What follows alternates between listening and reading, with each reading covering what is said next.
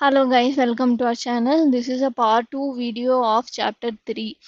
Okay part 1 வீடியோவில் நம்ம என்ன பார்த்தோம் அப்படின்னா ப்ராஸ்பெக்டர்ஸ் பற்றின எல்லா டீட்டெயில்ஸ் ப்ராஸ்பெக்டர்ஸ் பற்றின எல்லா டாப்பிக்கும் பார்த்தோம். அதாவது என்னென்ன டைப் ஆஃப் ப்ராஸ்பெக்டர்ஸ் இருக்குது, self prospectus, deemed prospectus, red herring prospectus, abridged prospectus, இது எல்லாத்தையும் பற்றி டீட்டெயில்டாக பார்த்தோம்.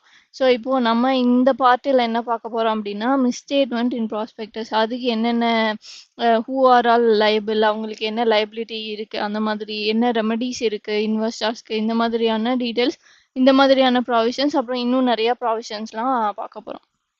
ஸோ ஃபர்ஸ்ட் வந்து மிஸ்ஸ்டேட்மெண்ட் இன் ப்ராஸ்பெக்டஸ் என்ன சொல்லியிருக்காங்க அப்படின்னா contract of shares is an uberrimae fidei contract. Uberrimae fidei அப்படிங்கிறது வந்து ஒரு Latin word.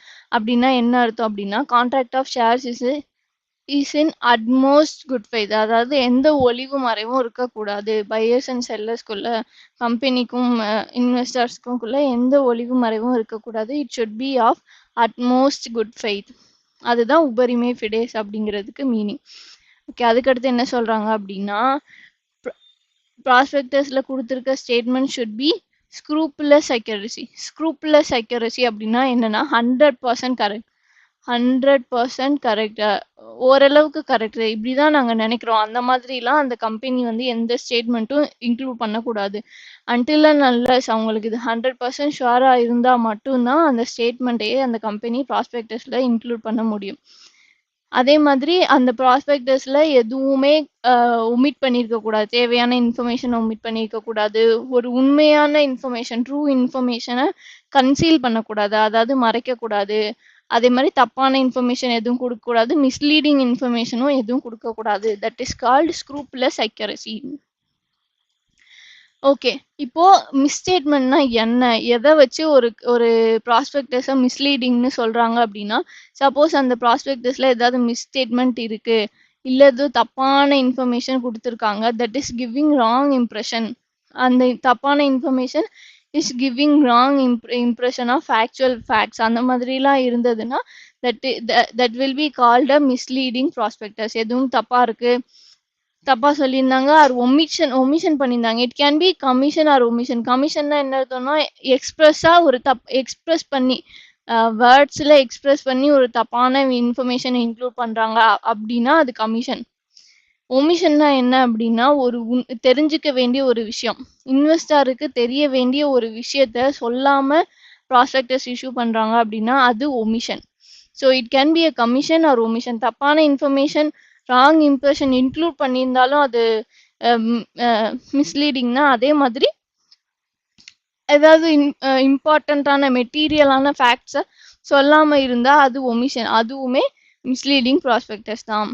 It can B misleading in the form or context in which it is included. And the statement can be misleading in the form or context, or it can be any inclusion or omission of any matter that is likely to mislead. So misleading prospectus வந்து இந்த two waysல இருக்கலாம், form or context or anything included in or omitted in the prospectus. இதுக்கு வந்து ஒரு கேஸ்ல examples கொடுத்துருக்காங்க. Misleading throw false statement. False statement include பண்ணா ஒரு ப்ராஸ்பெக்டஸ் இஸ் அ மிஸ்லீடிங். அதுக்கு வந்து ஒரு எக்ஸாம்பிள் கொடுத்துருக்காங்க. என்னன்னா இந்த ப்ராஸ்பெக்டஸ்ல என்ன சொல்லியிருக்காங்க, இந்த கேஸ்ல வந்து ஹெண்டர்சன் அண்டு வெர்சஸ் லேக்கான். இந்த கேஸ்லால என்ன சொல்லியிருக்காங்க அப்படின்னா அந்த அந்த ப்ராஸ்பெக்டஸ்ல என்ன சொல்லியிருக்காங்க அப்படின்னா directors and there friends have subscribed large portion அப்படின்னு கொடுத்துருக்காங்க. பட் உண்மையிலே என்ன அப்படின்னா அவங்கலாம் 10 ஷேர்ஸ் தான் வச்சிருக்காங்க. லார்ஜ் போர்ஷன் அவங்க சப்ஸ்கிரைப் பண்ணியிருக்காங்கன்னு ப்ராஸ்பெக்டஸ்ல போட்டிருக்கு. பட் உண்மையில ஆக்சுவலி அவங்க எவ்வளோ சப்ஸ்கிரைப் பண்ணியிருக்காங்கன்னா 10 ஷேர்ஸ் தான் சப்ஸ்கிரைப் பண்ணியிருக்காங்க. So this is a false statement. So false statement, thus the prospectus is misleading. False statement include பண்ணதுனால இந்த prospectus is a misleading prospectus. அதே மாதிரி misleading by hiding the truth, இதுதான் ஒமிஷன் அப்படின்னு சொல்லுவாங்க. அது வந்து கமிஷனுக்கு ஒரு எக்ஸாம்பிள், இது வந்து ஒமிஷன். ஓகே, இதுல இந்த கேஸ்லால என்ன கொடுத்துருக்காங்க அப்படின்னா அந்த கம்பெனி ப்ராஸ்பெக்டஸ்ல என்ன சொல்லியிருக்கு அப்படின்னா it is stated that the company had regularly paid dividends. அந்த கம்பெனி வந்து ரெகுலரா எவ்ரி இயர் அவங்க வந்து டிவிடெண்ட் பே பண்றோம் அப்படின்னு சொல்லியிருக்காங்க. பட் ஆக்சுவலி என்ன நடந்திருக்கு அப்படின்னா, அந்த கம்பெனி வந்து எவ்ரி இயர் லாஸ் தான் நடந்திருக்கு. அந்த கம்பெனில ப்ராஃபிட்டே வரல. லாஸ் தான் வந்திருக்கு. அந்த கம்பெனி என்ன பண்ணியிருக்காங்க, அவங்க ப்ராவிஷன் கிரியேட் பண்ணியிருப்பாங்கல்ல, கேபிட்டல் ப்ராஃபிட்ஸ், அதாவது ஜெனரல் ரிசர்வ், கேபிட்டல் ரிசர்வ், அந்த ரிசர்வ்ல இருந்து தான் டிவிடெண்டே குடுத்துருக்காங்க. Company use to write back some of past provisions to credit the P&L account. அந்த ப்ராவிஷனை யூஸ் பண்ணி தான் டிவிடெண்டே கொடுத்துருக்காங்க. இந்த மெட்டீரியல் இன்ஃபர்மேஷனை சொல்லாததுனால this is a misleading prospectus. இதுதான் ஒமிஷன் அப்படின்னு சொல்லுவாங்க. It was held that the prospectus did not disclose the true picture of the company. Misleading through ambiguous statement. Ambiguous ஸ்டேட்மெண்ட்னா என்ன அப்படின்னா, ஒரு கன்ஃபியூஸ் பண்ற மாதிரி ஒரு ஸ்டேட்மெண்ட்டை இன்க்ளூட் பண்ணி மிஸ்லீட் பண்றாங்க. அதுக்கு ஒரு எக்ஸாம்பிள் தான் இது, ஸ்மித் வெர்சஸ் சாட்விக். இந்த இதுல என்ன நடந்திருக்குன்னா, ப்ராஸ்பெக்டஸ்ல என்ன சொல்லியிருக்காங்க அப்படின்னா, இங்க the present value of turnover is 1 million sterling per annum. இவங்க அந்த பிரசன்ட் வேல்யூ எப்படி கண்டுபிடிச்சிருக்காங்க அப்படின்னா, அந்த கம்பெனியோட ப்ரொடக்ஷன் கெப்பாசிட்டியை யூஸ் பண்ணி கண்டுபிடிச்சிருக்காங்க. பட் ஆக்சுவலி என்ன அந்த கம்பெனில நடக்குதுன்னா, அந்த ஃபுல் கெப்பாசிட்டியை அவங்க யூஸ் பண்ணல. ப்ரொடக்ஷன் வந்து ஃபுல் கெப்பாசிட்டியை யூஸ் பண்ணல.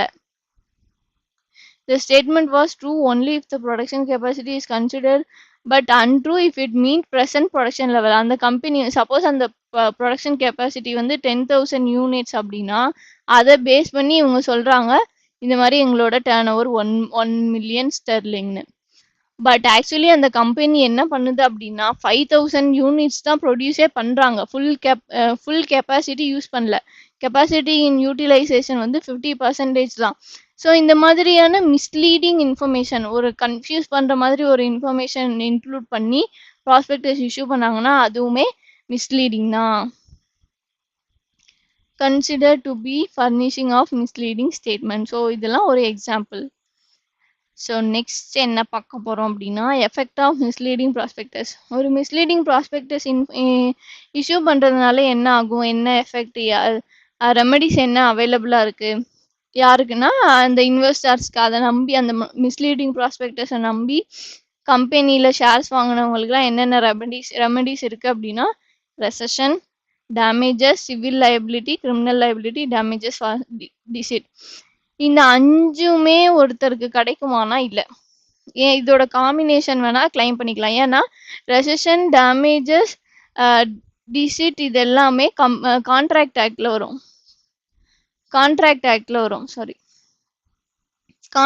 ஆக்ட் படி அவங்களுக்கு கொடுத்துருக்க ரெமெடிஸ்லாம் தான் இந்த ரெசஷன், டேமேஜஸ் ஃபார் டிசீட்லாம் கான்ட்ராக்ட் ஆக்ட் படி கொடுத்துருக்க ரெமெடிஸ். கம்பெனிலால கொடுத்துருக்கிறது இது ரெண்டும் தான். கம்பெனிஸ் ஆக்ட்ல கொடுத்துருக்கிறது இது ரெண்டும் தான், கிரிமினல் லைபிலிட்டி, சிவில் லைபிலிட்டி. சிவில் லைபிலிட்டினாலும் காம்பன்சேஷன் தான். ஸோ ஒரு பர்சன் வந்து எல்லா ரெமெடியுமே கிளைம் பண்ண முடியுமானா முடியாது. எய்தர் அவர் வந்து ஏதாவது காம்பினேஷனாக கிளைம் பண்ணிக்கலாம். அதாவது நான் கான்ட்ராக்டை கேன்சல் பண்ணிக்கிறேன், எனக்கு சிவில் கம்பெனிஸ் ஆக்டில் காம்பன்சேஷன், ஆர் நான் கான்ட்ராக்டை கேன்சல் பண்ணிக்கிறேன், எனக்கு டேமேஜஸ். அந்த மாதிரி காம்பினேஷனாக கிளைம் பண்ண முடியும். எல்லா ரெமெடிஸுமே ஒரு பர்சனுக்கு கிடைக்காது. All these remedies are not available simultaneously. Combination of these can be claimed. Remedy for recession, damages, deceit are not specified under this act. This act na Companies Act. These are available under the Indian Contract Act 1872.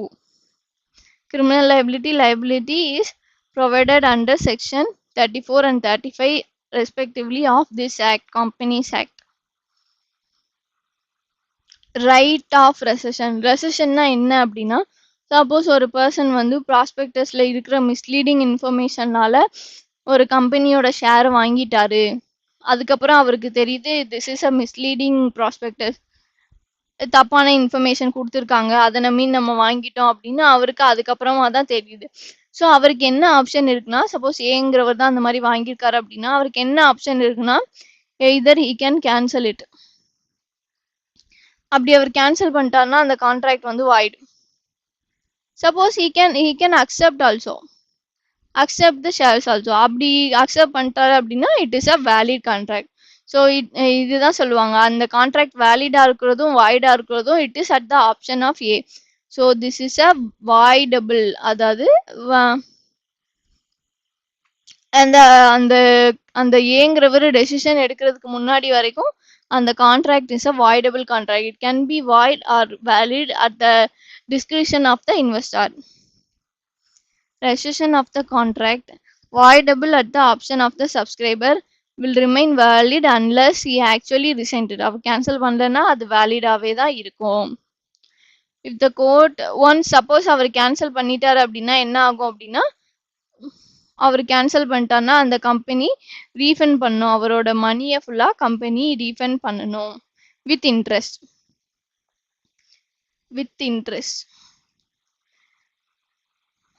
Company will remove his name from the register of members.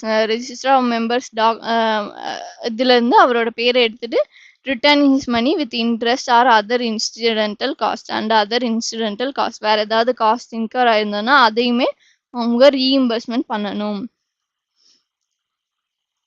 Once அவங்க cancel பண்ணோடனே they are entitled for compensation, அவங்களுக்கு காம்பன்சேஷனும் வழங்கணும், கொடுக்கணும். They are entitle for compensation. Exceptions, suppose யார் யாரெல்லாம் அந்த கான்ட்ராக்டை cancel பண்ண முடியாது அப்படின்னா, சப்போஸ் ஏங்கிறவர் தான் நம்ம கேஸ்ல பை பண்ணியிருந்தாரு, ஓகேவா, அவர் வந்து அக்செப்ட் பண்ணி அவருக்கு வந்து தெரியாது, ஏ வேணா நம்ம வேற வேற வேற எக்ஸாம்பிள் வச்சுக்கலாம்.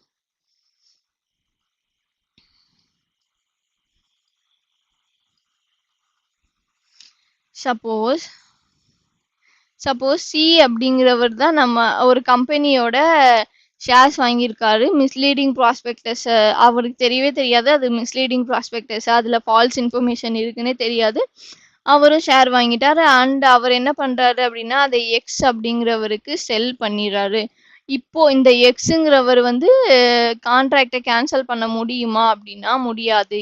ஏன் முடியுமான்னா முடியாது. ஏன் அப்படின்னா இந்த எக்ஸுங்கிறவர் ப்ராஸ்பெக்டஸ்ல இருக்கிற மிஸ்லீடிங் இன்ஃபர்மேஷனால ஷேர் வாங்கல, அவர் வாங்கியிருக்கிறது சி கிட்ட இருந்து. இவருக்கும் ப்ராஸ்பெக்டஸ்க்கும் சம்மந்தமே கிடையாது. So subsequent purchasers of the shares from the market will not be this right of rescission will not be available to the subsequent purchasers. அதே மாதிரி சப்ஸ்கிரைபர்ஸ் ஆஃப் எம்ஓஏ அவங்களுமே இந்த ரைட் ஆஃப் ரெசஷன் அவங்களுக்குமே கிடையாது. ஏன் அப்படின்னா சப்ஸ்கிரைபர்ஸ் ஆஃப் மெமரண்டம்னா என்ன, நம்ம ஆல்ரெடி பார்த்த மாதிரி அவங்க இனிஷியல் ஷேர் ஹோல்டர்ஸ். அப்போ அந்த கம்பெனி ப்ராஸ்பெக்ட் இஷ்யூ பண்றதுக்கு முன்னாடியே அவங்கெல்லாம் ஷேர் வாங்கியிருப்பாங்க. ஸோ அவங்களுமே அந்த அவங்களோட ரைட் ஆஃப் ரெசஷன் அவங்களுக்குமே கிடையாது. ஸோ இந்த இல்லஸ்ட்ரேஷன் வந்து இது பார்க்கலாம், இது கொஞ்சம் முக்கியமான இல்லஸ்ட்ரேஷன். இதுல என்ன சொல்லியிருக்காங்க அப்படின்னா, all the statement contained in the prospectus issued by a company were literally true. It was also stated in the prospectus that the company had paid dividends for a number of years, but there was no disclosures regarding the fact that dividends were paid out of realized capital profit and not out of trading profit. என்ன சொல்றாங்க அப்படின்னா, எப்போ யூஸ்வலா ஒரு company வந்து என்ன பண்ணணும் அப்படின்னா ட்ரேடிங் ப்ராஃபிட்ல இருந்து தான் டிவிடெண்ட் பே பண்ணணும். ட்ரேடிங் ப்ராஃபிட்னா என்ன அப்படின்னா, ட்ரேடிங் ப்ராஃபிட்னா PNL net profit, PNL account இருக்கும்ல, அந்த இதுல வர்ற நெட் ப்ராஃபிட் தான் ட்ரேடிங் ப்ராஃபிட். ஜென்ரல் ரூல் என்னன்னா ப்ராஃபிட் வந்து டிவிடெண்ட் வந்து நெட் ப்ராஃபிட்ல இருந்து தான் பே பண்ணணும். அண்டர் எக்ஸப்ஷனல் சர்க்கம்ஸ்டன்ஸ், ரொம்ப ரொம்ப எக்ஸப்ஷனல் சர்க்கம்ஸ்டன்ஸ்ல தான் கேபிட்டல் ப்ராஃபிட்ஸ்ல இருந்து டிவிடெண்ட் பே பண்ணுவாங்க. கேபிட்டல் ப்ராஃபிட்னா என்னன்னா reserves, general reserve, capital reserve, security premium account, இந்த மாதிரியான பிஎன்எல்ல இருக்கும், பேலன்ஸ் ஷீட்ல இருக்கும்ல, அந்த கேபிட்டல் ப்ராஃபிட்ஸ்ல இருந்து எக்ஸப்ஷனல் சர்க்கம்ஸ்டன்ஸ்ல தான், அதாவது அந்த கம்பெனிக்கு லாஸ் வந்துட்டே இருக்கு, ரொம்ப வருஷமா டிவிடெண்டே பே பண்ண முடியல, நெட் ப்ராஃபிட்டே இல்லை, எங்களுக்கு ஒரே லாஸாக தான் இருக்கு அப்படின்ற டயத்துல தான் அந்த கம்பெனி கேபிட்டல் ப்ராஃபிட் யூஸ் பண்ணி ரிசர்வ்ல இருந்து பே பண்ணுவாங்க. ஆனா இந்த ப்ராஸ்பெக்டஸ்ல அதை பத்தின டீட்டெயிலே சொல்ல, நாங்க வந்து டிவிடெண்ட் கரெக்டா பே பண்றோம் அது மட்டும் தான் சொல்லியிருக்காங்க, கேபிட்டல் ப்ராஃபிட்ல இருந்து பே பண்றோம்லாம் சொல்லவே இல்லை. And Allati of the share wanted to avoid the contract on the ground that the prospectus was false in the material particulars. அதாவது என்னன்னா அவங்க ஒமிஷன் பண்ணியிருக்காங்க, இந்த ஃபேக்டை சொல்லவே இல்லை, அதனால நான் என்னோட கான்ட்ராக்டை கேன்சல் பண்றேன் அப்படின்னு அவரு அந்த அந்த அலாட்டி வந்து சொல்றாரு. அது கோர்ட் என்ன சொல்லுது அப்படின்னா, இது ஒரு முக்கியமான இன்ஃபர்மேஷன், இதை கொடுக்கலன்னா அந்த அந்த prospectus is a misleading prospectus. Non-disclosure of the fact that the dividends are paid out of capital profit is a concealment of material fact, nothing but omission. Concealment of material fact na nothing but omission of material fact. As a company is normally required to distribute dividends only from trading or revenue profits under exceptional circumstance, you can pay dividend out of capital profits. Hence, a material misrepresentation has been made. Accordingly, in the given case, allotee can avoid the contract of allotment of shares. So, the misleading prospectus-ங்கிறனால allotee can cancel the contract. Right of action for damages. இதுல என்ன சொல்றாங்க அப்படின்னா, aggrieved investorனா என்ன அப்படின்னா, injured investor, யாருக்கெல்லாம் அந்த மிஸ்லீடிங் இன்ஃபர்மேஷனால லாஸ் ஆச்சோ, சஃபர் ஆனாங்களோ அந்த இன்வெஸ்டர்ஸ். அக்ரீவ்டு இன்வெஸ்டர்னா suffered investor, injured investor, they get a right of action for damages. அவங்க வந்து கம்பெனிலேருந்து டேமேஜஸ் கிளைம் பண்ணிக்கலாம். அதுக்கு வந்து என்னென்ன கண்டிஷன்ஸ் இருக்கு, ஒருத்தர் வந்து கம்பெனி கிட்ட இருந்து டேமேஜஸ் கிளைம் பண்ணணும்னா அதுக்கு இந்த 3 கண்டிஷன்ஸ் வந்து ஃபுல்ஃபில் ஆகணும். அப்படின்னா தான் அவரால் கிளைம் பண்ண முடியும். என்னென்ன கண்டிஷன் அப்படின்னா, அந்த misstatement should be of material facts. அந்த மிஸ்ஸ்டேட்மெண்ட் இம்மெட்டீரியலான ஒரு இன்ஃபர்மேஷனுக்கு இருக்கக்கூடாது. It should be of material facts and the person intended to act upon it and person suffered the damages. உண்மையிலே அவருக்கு டேமேஜ் ஆயிருக்கணும். அவர் வந்து அந்த மிஸ்லீடிங் இன்ஃபர்மேஷன், அந்த மிஸ்ரெப்ரசன்டேஷன்னால கம்பெனியில் ஷேர் வாங்கணும் அப்படிங்கிறதுக்காக அந்த மிஸ்ரெப்ரசன்டேஷன் இன்க்ளூட் பண்ணியிருக்கணும். Person is intended to act upon it. So இந்த கண்டிஷன்லாம் ஃபுல்ஃபில் ஆயிருந்ததுன்னா அவருக்கு டேமேஜஸ் கொடுப்பாங்க company. Civil liability for misrepresentation.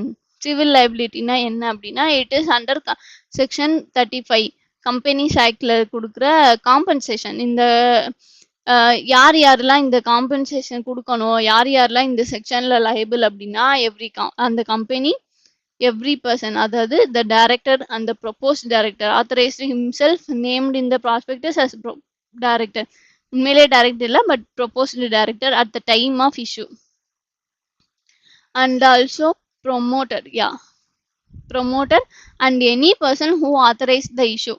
யாரெல்லாம் அந்த இஷ்யூ ஆத்தரைஸ் பண்ணியிருக்காங்களோ அந்த பர்சன் அந்த எக்ஸ்பர்ட், ஆல் தீஸ் பர்சன். இப்போதைக்கு நம்மளோட பர்பஸ்க்காக இவங்களெல்லாம் ஸ்பெசிஃபைடு பர்சன்னு சொல்லலாம். So these specified persons are liable. அவங்க எதுக்கு லைபிள் அப்படின்னா, they are liable to pay compensation. Suppose அவங்க இன்டென்ஷன் ஃப்ராட் அப்படின்னா, சப்போஸ் அவங்களோட இன்டென்ஷன் இஸ் டு டீஃப்ராட், அந்த இன்வெஸ்டர் வந்து டீஃப்ராட் பண்ணி அவங்கள்ட்ட வந்து மணி வாங்கணும், கேபிட்டல் கலெக்ட் பண்ணணும், கேபிட்டல் ரைஸ் பண்ணணும் அப்படிங்கிற இன்டென்ஷன் அப்படின்னா, எவ்ரி ஸ்பெசிஃபைடு பர்சன், அந்த specified persons will be personally liable. Personally லைபிள்னா வித்தவுட் எனி லிமிட்டேஷன். அந்த யாரெல்லாம் அந்த அக்ரீவ்டு இன்வெஸ்டர்ஸ்க்கு, அந்த இன்ஜர்டு இன்வெஸ்டர்ஸ்க்கு என்னென்ன லாஸ் வந்திருக்கோ, என்னென்ன டேமேஜஸ் வந்திருக்கோ அதெல்லாம் இவங்க தான் காம்பன்சேட் பண்ணணும். without any limit for all or any of the losses or damages who subscribe to the securities. இந்த லைபிலிட்டிலேருந்து யார் யாரெல்லாம் எஸ்கேப் ஆகலாம், யார் யாருக்கெல்லாம் எக்ஸப்ஷன்ஸ் இருக்கு அப்படின்னா, சப்போஸ் டைரக்டரா இருந்தாரு அப்படின்னா அவர் வந்து withdraw is concern to be director, அதாவது ரிசைன் பண்ணிட்டாரு, அவரோட ஜாபை ரிசைன் பண்ணிட்டாரு. அண்ட் அந்த ப்ராஸ்பெக்டஸ் வந்து அவரோட கன்சென்ட் இல்லாமல், அவரோட அப்ரூவல் இல்லாமல் இஷ்யூ ஆயிருக்கு அப்படின்னா அந்த director will not be liable. This director will not be liable. அதே மாதிரி த ஸ்பெசிஃபைடு பர்சன் யாரா வேணா இருக்கலாம், director, promoter or any other person, எக்ஸ்பர்ட்டா கூட இருக்கலாம். சப்போஸ் அவங்க என்ன சொல்றாங்க அப்படின்னா, அந்த ப்ராஸ்பெக்டஸ் வந்து அவங்களோட கன்சென்ட் இல்லாமல், நாலேஜ் இல்லாமல் இஷ்யூ ஆயிருக்கு அப்படின்னா அவங்க வந்து ஒரு பப்ளிக் நோட்டீஸ் கொடுக்கணும். இந்த மாதிரி இந்த ப்ராஸ்பெக்டஸ் வந்து என்னோட கன்சென்ட் இல்லாமல் கொடுத்துருக்காங்க அப்படின்னு அவர் பப்ளிக் நோட்டீஸ் கொடுத்துட்டாரு அப்படின்னா that person will not B liable. அது யாரா வேணா இருக்கலாம் அந்த ஸ்பெசிஃபைடு பர்சன்ல. அதே மாதிரி அந்த ஸ்பெசிஃபைடு பர்சன்ல யாராவது ஒருத்தங்க ப்ரொமோட்டரோ டைரக்டரோ என்ன சொல்றாங்க அப்படின்னா, நாங்க வந்து எக்ஸ்பர்ட் ஸ்டேட்மெண்ட்டை நம்பி தான் நாங்க வந்து அப்ரூவ் பண்ணோம். எக்ஸ்பர்ட்டும் கன்சென்ட் கொடுத்துட்டாரு, அவரும் அதை வித்ட்ரா பண்ணல, நாங்க அவரோட ஸ்டேட்மெண்ட்டை வச்சுதான் நாங்க கன்சென்ட் கொடுத்தோம் அப்படின்னு சொல்லி, சப்போஸ் அந்த எக்ஸ்பர்ட்டும் அவரோட கன்சென்ட்டை வித்ட்ரா பண்ணல அப்படின்னா, அந்த ஸ்பெசிஃபைடு பர்சனும் is not liable to pay compensation, அவருமே லயபிள் கிடையாது. சப்போஸ் அந்த எக்ஸ்பர்ட்டை வித்ட்ரா பண்ணிட்டாரு அப்படின்னா, எக்ஸ்பர்ட்டே வித்ட்ரா பண்ணிட்டாரு, நீ எப்படி அவரோட ஸ்டேட்மெண்ட்டை நம்பி அப்ரூவ் பண்ணுவ, நீ எப்படி அவரோட ஸ்டேட்மெண்ட்டை நம்பி கன்சென்ட் கொடுப்ப அப்படின்னு சொல்லிட்டு அந்த பர்சன் லைபிள் ஆயிடுவார். ஸோ அந்த எக்ஸ்பர்ட் ஸ்டேட்மெண்ட்டும் அவரோட கன்சென்ட்டை வித்ட்ரா பண்ணியிருக்க கூடாது. அப்படி இருந்ததுன்னா அந்த ஸ்பெசிஃபைடு பர்சன் வந்து லைபிள் கிடையாது. அதே மாதிரி சப்போஸ் அந்த ஸ்பெசிஃபைடு பர்சன் வந்து ப்ரூவ் பண்ணிட்டாரு, நான் வந்து அது உண்மைன்னு நினச்சிதான் நாங்கள் வந்து பண்ணோம், அது வந்து ஃபால்ஸ் இன்ஃபர்மேஷன் எங்களுக்கு தெரியாது, அந்த நாங்கள் நினச்சோம் அது ட்ரூ அப்படின்னு நினச்சி தான் நாங்கள் அந்த ஸ்டேட்மெண்ட்டே இன்க்ளூட் பண்ணியிருந்தோம் அப்படின்னு சொல்லிட்டு அவங்க ப்ரூவ் பண்ணிட்டாங்க அப்படின்னா, they are not liable. He had reasonable ground to believe the statement to be true அப்படின்னா அவர் வந்து லைபிள் கிடையாது. அதே மாதிரி அந்த ஸ்பெசிஃபைடு பர்சன்ல வந்து அவங்க என்ன சொல்றாங்க அப்படின்னா, நாங்க வந்து அந்த அஃபிஷியல் டாக்குமெண்ட்ல இருந்து தான் எடுத்து இந்த ஸ்டேட்மெண்ட் வந்து கொடுத்தோம், நாங்க நினைச்சோம் அந்த அஃபிஷியல் டாக்குமெண்ட் நம்பி தான் நாங்க பண்ணோம், அந்த அஃபிஷியல் டாக்குமெண்ட்ல தான் தப்பு இருக்கு, ஸோ வந்து அப்படின்னு அவர் ப்ரூஃப் பண்ணிட்டாரு அப்படின்னா அந்த ஸ்பெசிஃபைடு பர்சனுமே is not liable. The statement was a correct copy of some extract from a official document, நாங்கள் அஃபிஷியல் டாக்குமெண்ட்ல இருந்து தான் எடுத்தோம், அதுல தான் தப்பா இருக்கு அந்த மாதிரி சொல்லி அவங்க எஸ்கேப் ஆயிக்கலாம் அந்த specified person. So these are the exceptions for liability under civil liability. இந்த இல்லஸ்ட்ரேஷனும் நீங்களே கோ த்ரூ பண்ணிக்கலாம், it is an easy one. அடுத்து கிரிமினல் லைபிலிட்டி. கிரிமினல் லைபிலிட்டினா என்ன அப்படின்னா, கிரிமினல் லைபிலிட்டியில யாரெல்லாம் லைபிளோ அவங்கெல்லாம் will be punishable under section 447. Section 447னா என்ன அப்படிங்கிறத நம்ம அடுத்தடுத்த டாபிக்ல பார்ப்போம். ஸோ இப்போதைக்கு என்ன தெரிஞ்சுக்கோங்கன்னா, கிரிமினல் லைபிலிட்டியில் யாரெல்லாம் லைபிளோ they will be punishable under section 447.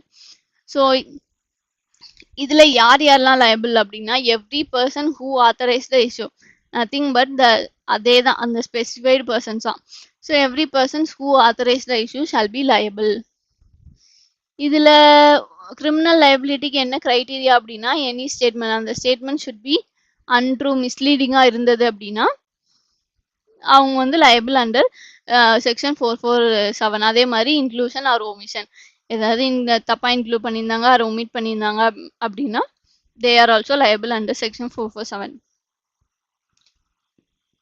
இதுல எக்ஸெப்ஷன்ஸ் என்ன இருக்கு அப்படின்னா, 2 எக்ஸெப்ஷன் இருக்கு. ஒன்னு என்ன அப்படின்னா, சப்போஸ் அது இம்மெட்டீரியலா இருக்கு, அந்த இன்ஃபர்மேஷன் வந்து அந்த மிஸ்டேட்மெண்ட் வந்து இம்மெட்டீரியல் ஆர் அந்த ஒமிஷன் இம்மெட்டீரியல் அப்படின்னா they are not liable under section 447. அதே மாதிரி அவங்க என்னன்னா உண்மைன்னு நினைச்சுதான் அவங்க அந்த ஸ்டேட்மெண்ட்டை இன்க்ளூட் பண்ணியிருக்காங்க, ஆர் அந்த இன்ஃபர்மேஷன் தேவையில்லை அப்படின்னு நினைச்சுதான் ஒமிட் பண்ணியிருக்காங்க அப்படின்னு அவங்க ப்ரூவ் பண்ணிட்டாங்கன்னா அவங்களுமே section 447ல they will also not be liable. He had reasonable grounds to believe and did up to the time of issue of prospectus believe that the statement was true or the inclusion or omission was necessary. தேவன் நினச்சிதான் நாங்கள் பண்ணோம், எங்கள் intention வந்து fraud கிடையாது அப்படின்னு அவங்க prove பண்ணிட்டாங்க அப்படின்னா they are not liable. So these are the 2 points for exceptions. இந்த நோட்ல என்ன கொடுத்துருக்காங்க அப்படின்னா, ஒருத்தர் வந்து கிரிமினல் இந்த செக்ஷன் 447ல லயபிள் ஆக்கணும் அப்படின்னா அந்த இன்வெஸ்டர்ஸ்க்கு லாஸ் வந்திருக்கணும்னு அவசியம் இல்லை. மிஸ்டேட்மெண்ட்னு ஒன்று இருந்தாலே தே ஆர் லயபிள். அவங்களுக்கு இன்வெஸ்டர்ஸ்க்கு லாஸ் வருதோ ஈவன் ப்ராஃபிட் வந்தா கூட தட் டசன்ட் மேட்டர். ஒன்ஸ் நீங்க மிஸ்டேட்மெண்ட் இன்க்ளூட் பண்ணிட்டீங்க அப்படின்னா you are liable under section 447. Loss from a misstatement is not essential to hold a person guilty under section 34. அதே மாதிரி it does not matter whether it is intentional or unintentional. So அந்த omission வந்து இன்டென்ஷனலாக பண்ணுறாங்களோ அன்இன்டென்ஷனலாக பண்ணுறாங்களோ தேவையில்லை. Suppose அது material ஒமிஷனாக இருந்துச்சு அப்படின்னா they are liable. That is what given under point B. So இந்த இல்லஸ்ட்ரேஷனும் நீங்களே go through பண்ணிக்கலாம். அப்புறம் என்ன இருக்கு அப்படின்னா damages for deceit. Damages for டிசீட்னா இதுவும் காம்பன்சேஷன் தான், நத்திங் பட் இதுக்கு என்னென்ன கண்டிஷன் அப்படின்னா அதே அதே தான். Fraudulent it should be of material facts and he is a original allottee. அதாவது சப்சிக்வெண்ட் பர்ச்சேசராக இருக்கக்கூடாது. அந்த ப்ராஸ்பெக்டஸை பார்த்து அதில் இருக்க டீட்டெயில்ஸை நம்பி அவர் ஷேர்ஸ் வாங்கியிருக்கணும். And he has been actually deceived. அவர் உண்மையிலே அந்த கம்பெனியால் டிசீவ் பண்ணப்பட்டிருக்கணும், அதாவது டிஃப்ராட் பண்ணியிருக்கணும். These are the conditions for claiming damages for deceit. அதுக்கப்புறம் செக்ஷன் 36 இதில் என்ன சொல்லியிருக்காங்கன்னா punishment for fraudulently inducing person to invest money. இதில் என்ன சொல்லியிருக்காங்க அப்படின்னா இது வரைக்கும் நம்ம பார்த்தது வந்து ப்ராஸ்பெக்டஸில் மிஸ்லீடிங் இன்ஃபர்மேஷன் கொடுத்து ஒருத்தரை நம்ப வச்சாங்கன்னா அது ஒரு மிஸ்லீடிங் ப்ராஸ்பெக்டஸாக இருந்ததுன்னா என்ன ரெமெடிஸ் தான் பார்த்தோம். இது வந்து என்னன்னா ப்ராஸ்பெக்டஸ்ன்னு இல்லை, it can be any statement. It can be makes any statement or promise or forecast. It can be anything. Prospectus இல்ல வேற ஏதோ ஒரு ஸ்டேட்மெண்ட்டாக கூட இருக்கலாம். அந்த ஸ்டேட்மெண்ட்ல false information, deceptive information or misleading information கொடுக்குறாங்க அப்படின்னா அந்த company is liable under 447. The company is liable under 447. எதுக்காக அந்த ஃபால்ஸ், டிசெப்டிவ், மிஸ்லீடிங் இன்ஃபர்மேஷன் கொடுக்குறாங்கன்னா it can be either for acquiring, disposing or subscribing or underwriting securities. ஒருத்தர் அந்த falls இன்ஃபர்மேஷனை நம்ப வச்சு ஒரு இன்வெஸ்டரை ஷேர் வாங்க வைக்கிறதுக்காக இருக்கலாம், இல்லைன்னா அதை விற்க வைக்கிறதுக்கு, அதை செல் பண்ண வைக்கிறதுக்காக இருக்கலாம், இல்லைன்னா ஒரு அண்டர் ரைட்டிங் கான்ட்ராக்டுக்குள்ளே போகிறதுக்காக அந்த மாதிரி மிஸ்லீடிங் இன்ஃபர்மேஷன் கொடுக்கலாம். அப்படி இல்லைன்னா வேற ஏதோ ஒரு ப்ராஃபிட் மோட்டிவ்காக அந்த மாதிரி தப்பான இன்ஃபர்மேஷன் கொடுக்கலாம். இல்லைன்னா with view to obtaining credit facilities, ஒரு பேங்க்ல லோன் வாங்குறதுக்காகவோ வேற ஏதோ ஒரு கிரெடிட் ஃபெசிலிட்டி வாங்குறதுக்காகவோ அந்த கம்பெனி மிஸ்லீடிங் இன்ஃபர்மேஷன் கொடுத்துருக்கலாம். அப்படி அந்த கம்பெனி மிஸ்லீடிங் இன்ஃபர்மேஷன் கொடுத்தாங்க அப்படின்னா they R liable under section 447. So action இதுக்கு முன்னாடி நம்ம 447 பார்த்துடலாம். ஓகே, செக்ஷன் 447ல என்ன சொல்றாங்க அப்படின்னா fraud involving less than. Okay, இதை பார்த்துரும். Suppose that fraud does not involves public interest. அந்த ஃப்ராடில் does not involves public interest, public affect ஆகலை அப்படின்னா minimum fine is equal to amount of fraud.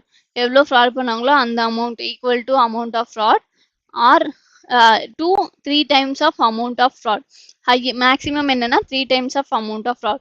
And இது வந்து fine plus imprisonment. It is not like fine or imprisonment. Once அந்த public interest involve ஆயிடுச்சுன்னா fine plus imprisonment 3 years to 10 years. Okay, suppose public interest involve ஆகல and the fraud is involving 10 lakhs or 1% of the 10 lakhs or 1% of the turnover. Suppose அந்த கம்பெனியோட turn over வந்து 1% of turn over வந்து 50 lakhsன்னு வச்சுக்கலாம். 10 lakhs or 1% of turnover. அந்த company எவ்வளோ fraud பண்ணியிருக்கு அப்படின்னா 8 lakhs. So it is less than, இதோட லெஸ் எவ்வளோ 10. ஸோ 10 lakhக்கு கம்மியாக அந்த ஃப்ராட் பண்ணியிருக்காங்க அப்படின்னா மினிமம் லிமிட் கிடையாது. It can be 0 also, it can be 1 also, it can be 0 also, அது எனிதிங். மினிமம் லிமிட் கிடையாது, maximum it can be up to 50 lakhs. அதே மாதிரி இம்ப்ரிசன்மெண்ட் கம்பல்சரியான கிடையாது. It can be fine or imprisonment or it can be fine plus imprisonment, anything. அந்த court decide பண்ணுறது தான். Maximum imprisonment 5 years, minimum கிடையாது. Suppose அந்த fraud is involving 18 lakhs, that is more than 10 lakhsக்கு மேலே இருக்கு அப்படின்னா 10 lakhsக்கு மேலே இருக்கு அப்படின்னா minimum fine equal to the amount of fraud, maximum 3 times plus imprisonment 6 months to 10 years. 6 months to 10 years. So these are the punishment available. Now actions by affected person section 37. இதுல என்ன சொல்றாங்க அப்படின்னா யார் யாரெல்லாம் இந்த மிஸ்லீடிங் ப்ராஸ்பெக்டஸ்னால இல்லைன்னா வேற ஏதோ ஒரு மிஸ்ஸ்டேட்மெண்ட்னால அஃபெக்ட் ஆகியிருக்காங்களோ அவங்கெல்லாம் கம்பெனி மேல சூட் ஃபைல் பண்ணலாம், கேஸ் ஃபைல் பண்ணலாம். அந்த எனி பர்சன், ஒரு பர்சன் கூட ஃபைல் பண்ணலாம், ஆர் குரூப் ஆஃப் பர்சன் அவங்க எல்லாரும் சேர்ந்து ஃபைல் பண்ணலாம், ஆர் அன் அசோசியேஷன் அவங்க எல்லாரும் சேர்ந்து ஒரு அசோசியேஷன் மாதிரி ஃபார்ம் பண்ணி ஒருத்தர் ரெப்ரசன்ட் பண்ணி ஃபைல் பண்ணலாம். இதுதான் கிளாஸ் ஆக்ஷன்னு சொல்லுவாங்க. இந்த ரெண்டு தான் கிளாஸ் ஆக்ஷன்னு சொல்லுவாங்க. இன் கேஸ் ஆஃப் கிளாஸ் ஆக்ஷன்னா எல்லாரும் கோர்ட்டுக்கு வரணும்னு தேவையில்லை. இந்த இன்ஜர்டான இன்வெஸ்டர்ஸ் எல்லாருமே கோர்ட்டுக்கு வரணும்னு தேவையில்லை.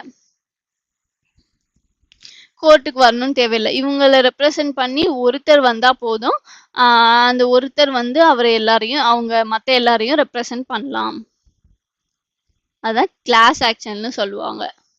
In case of class action suit, group of people filing the case need not to be present in the court, can be represented by one petitioner.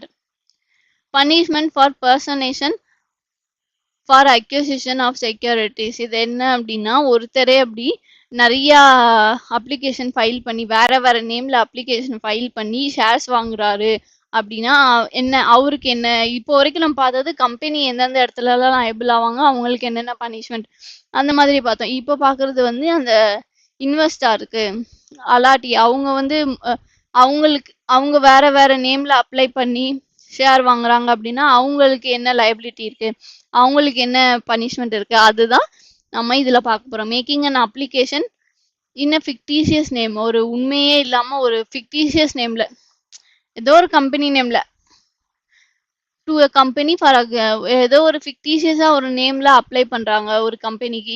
ஏன் இப்படி பண்றாங்க அப்படின்னா சப்போஸ் அந்த கம்பெனி வந்து அப்ளை பண்ற எல்லாருக்குமே ஷேர்ஸ் அலாட் பண்ண முடியாது. நிறைய ஓவர் சப்ஸ்கிரிப்ஷன்ஸ் வந்துருச்சு அப்படின்னா மோஸ்ட்லி ஓவர் சப்ஸ்கிரிப்ஷன் தான் வரும். அப்ளை பண்ற எல்லாருக்கும் அலாட் பண்ண முடியாது. ஸோ அவங்க வந்து ப்ரோரேட்டா பேசிஸ்ல தான் அலாட் பண்ணுவாங்க. சப்போஸ் அவங்க அந்த கம்பெனி வந்து இப்போ நிறைய பேர்ல அப்ளை பண்றாங்க அப்படின்னா எல்லாருக்கும் ப்ரோரேட்டா எல்லா அப்ளிகேஷனுக்கும் ப்ரோரேட்டா பேசிஸ்ல வரும்போது அந்த அப்ளிகண்ட்டுக்கு நிறைய ஷேர்ஸ் கிடைச்சிரும். ஸோ அதுக்காக தான் வந்து நிறைய ஃபிக்டீசியஸ் நேம்ல வந்து அப்ளை பண்றாங்க. Making of application in fictitious name or making of multiple application in different name. அவரோட நேம்ல டிஃப்ரெண்ட் காம்பினேஷன் போட்டு அப்ளை பண்றது. அவரோட நேமே சப்போஸ் முத்துக்குமார் அப்படின்னா குமார்னு ஒரு இதுக்கு அப்ளை பண்றது, முத்துன்னு ஒரு இதுக்கு அப்ளை பண்றது, முத்துக்குமார்னு ஒரு இதுக்கு அப்ளை பண்றது, அவரோட அப்பா நேமை போட்டு ஒரு இதுக்கு அப்ளை பண்றது. இந்த மாதிரி அவரோட நேம்ல டிஃப்ரெண்ட் காம்பினேஷன் போட்டு ஷேர் அப்ளை பண்றது அந்த மாதிரிலாம் பண்றாங்க அப்படின்னா அந்த மாதிரிலாம் பண்ணக்கூடாது.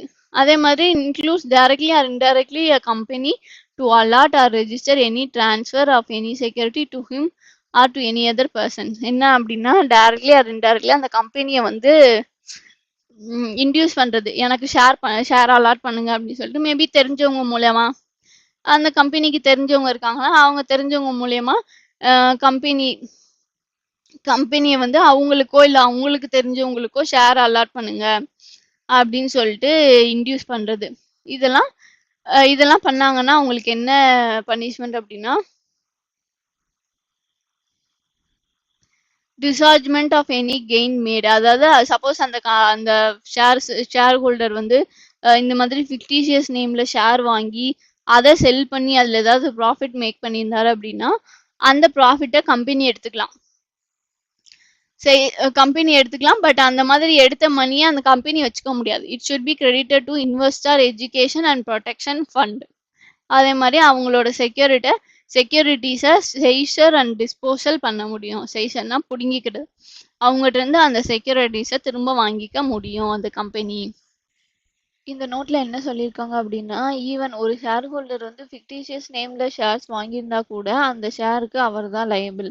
அவர் தான் சப்போஸ் அந்த ஷேர்ல ஏதாவது மணி பே பண்ண அன்பெய்ட் மணி கால்ஸ் இருக்கு அப்படின்னா அந்த கால்ஸுக்கு he will only be liable. அதே மாதிரி ஒரு பர்சன் வந்து வேற shares allotted in a fictitious name shall names become liable as a shareholder. Person who gets shares allotted will be liable as a shareholder. Thus, where a person carried on a business under an assumed name, he took shares in that name, is trustee in the bank of the said person could not avoid liability. என்ன சொல்றாங்க அப்படின்னா, suppose ஏன்னு ஒரு person இருக்காரு, அவர் ஒரு soul proprietary business பண்றாரு. அவரோட அவரோட ஷாப் வந்து அவர் ரெஜிஸ்டரே பண்ணல. ஆனா அவர் அவருக்கு அந்த ஷாப்புக்கு நேம்னு ஒண்ணு இருந்ததே கிடையாது. பட் அவரா ஒரு அசியூம்டா அவரா ஒரு நேம் கிரியேட் பண்ணி அந்த நேமுக்கு அப்ளிகேஷன் பண்ணி அந்த ஷேர்ஸ் வாங்குறாரு. சப்போஸ் XYZன்னு வச்சுக்கோங்களேன். அப்படி ஒரு பேரே இல்ல. அவரா ஒரு பேரை போட்டு அப்ளிகேஷன் வாங்குறாரு. சப்போஸ் அந்த ஏ வந்து பேங்க்ரப்டா போயிட்டாரு அப்படின்னா அந்த ஏவோட ட்ரஸ்டி வந்து will be liable for the shares also. Even though அந்த ஷேர் வந்து இப்படின்னு ஒரு ஸ்டோரு ஒரு ஷாப்பே இல்லை. பட் இருந்தாலும் அந்த ஷாப்புக்கு ஏ தான் வாங்கியிருக்காரு ஷேர்ஸ். ஸோ அந்த ஷேர்ஸ்க்கு ஏவோட ட்ரஸ்டி வில் பி லைபிள். அவர் வந்து அந்த ட்ரஸ்டி வந்து ஷேர்ஸ்ல ஏதாவது அன்பெய்டு அமௌண்ட் இருந்துச்சுன்னா அதையும் பே பண்ணணும். ஸோ இதுதான் இந்த நோட்ல சொல்லியிருக்காங்க. So next allotment of securities by company. இது பார்க்கறதுக்கு முன்னாடி லெட்ஸ் ஹாவ் அ ரீகேப். இது வரைக்கும் என்ன பார்த்தோம்? மிஸ்ஸ்டேட்மெண்ட் ஆஃப் ப்ராஸ்பெக்டஸ் பத்தி பார்த்தோம்ல, அதை ஒரு ரீகேப் மாதிரி சின்ன ரீகேப் பார்த்துலாம்.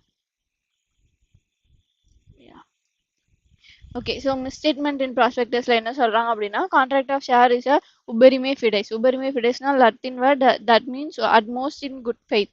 அதே மாதிரி any statement included in the prospectus should be scrupulous accuracy, should have scrupulous accuracy. அப்படின்னா 100% accuracy. There should not be any concealment or any omission, or it should not have any false information or misleading information. மிஸ்ஸ்டேட்மெண்ட்னா என்ன, misleading ப்ராஸ்பெக்டஸ்னா என்ன அப்படின்னா, மிஸ்ஸ்டேட்மெண்ட் இருந்துச்சுன்னா அது misleading prospectus. மிஸ்ஸ்டேட்மெண்ட்னா என்ன அப்படின்னா, தப்பான ஒரு இன்ஃபர்மேஷன் கொடுக்கறது, ராங் இம்ப்ரெஷன் ஆஃப் ஆக்சுவல் ஃபேக்ட்ஸை வேற மாதிரி ராங் இம்ப்ரெஷன் கொடுக்குற மாதிரி கொடுக்கறது. Even if it is a commission or omission, whatever it is a misstatement. Misstatement can be in the form of misstatement can be in the form or context, or misstatement can be in any matter included or omission in the prospectus. இது வந்து example பார்த்தோம்.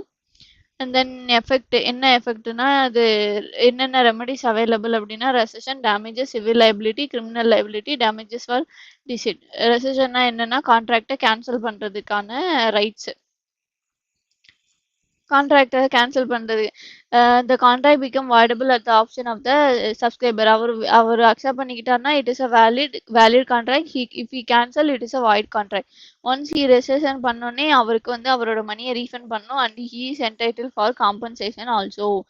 அவரோட மணியை return பண்ணும் and காம்பன்சேஷனும் கொடுக்கணும். Exceptions, இதுக்கு என்னென்ன exceptions இருக்குன்னா, சப்சிக்வெண்ட் பர்ச்சேசருக்கு இது நாட் அப்ளிகபிள். அதே மாதிரி சப்ஸ்கிரைபர்ஸ் டு எம்ஓஏக்கும் இந்த ரெசஷன் ரைட் ஆஃப் ரெசஷன்ஸ் கிடைக்காது.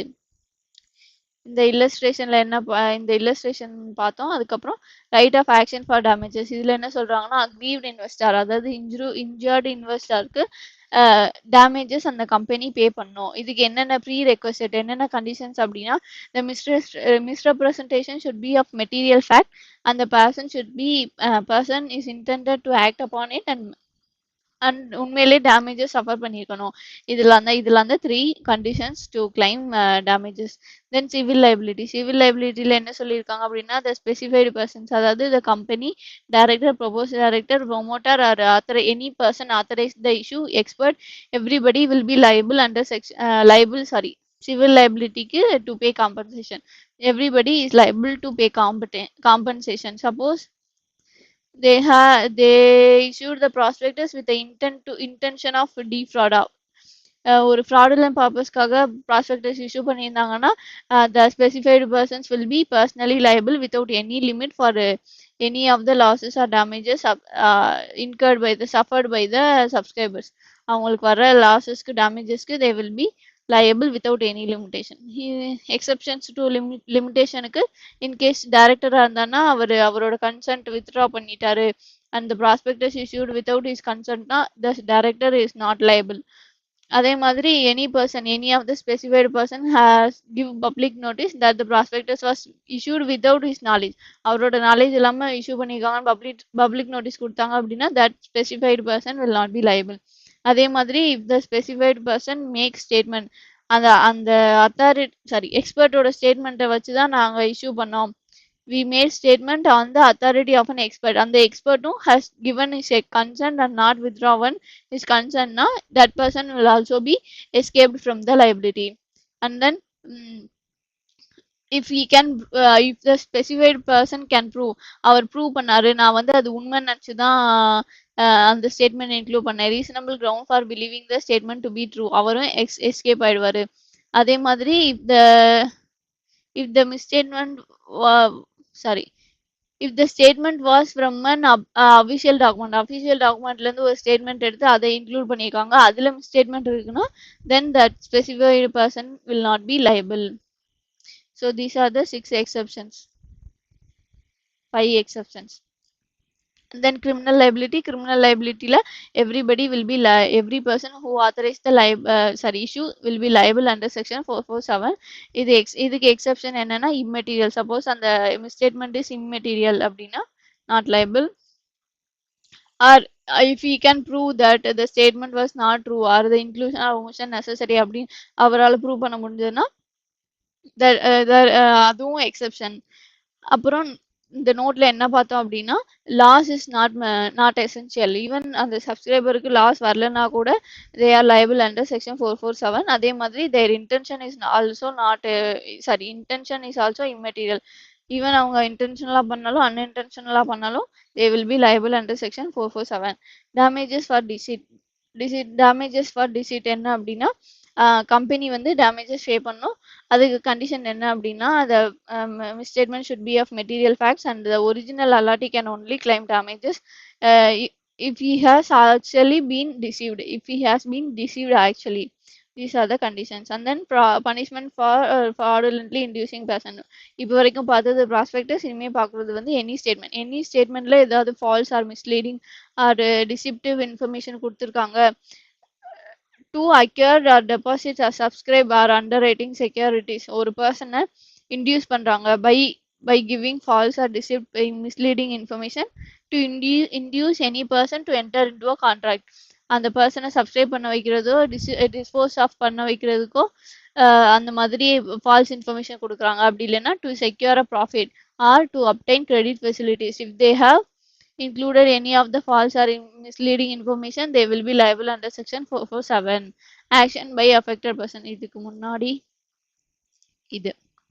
இதுக்கு முன்னாடி செக்ஷன் 447ல என்ன liability அப்படின்னா if public interest is involved amount equal to the amount of fraud or 3 times it maximum 3 times of the amount of fraud plus 3 years of imprisonment maximum 10 years.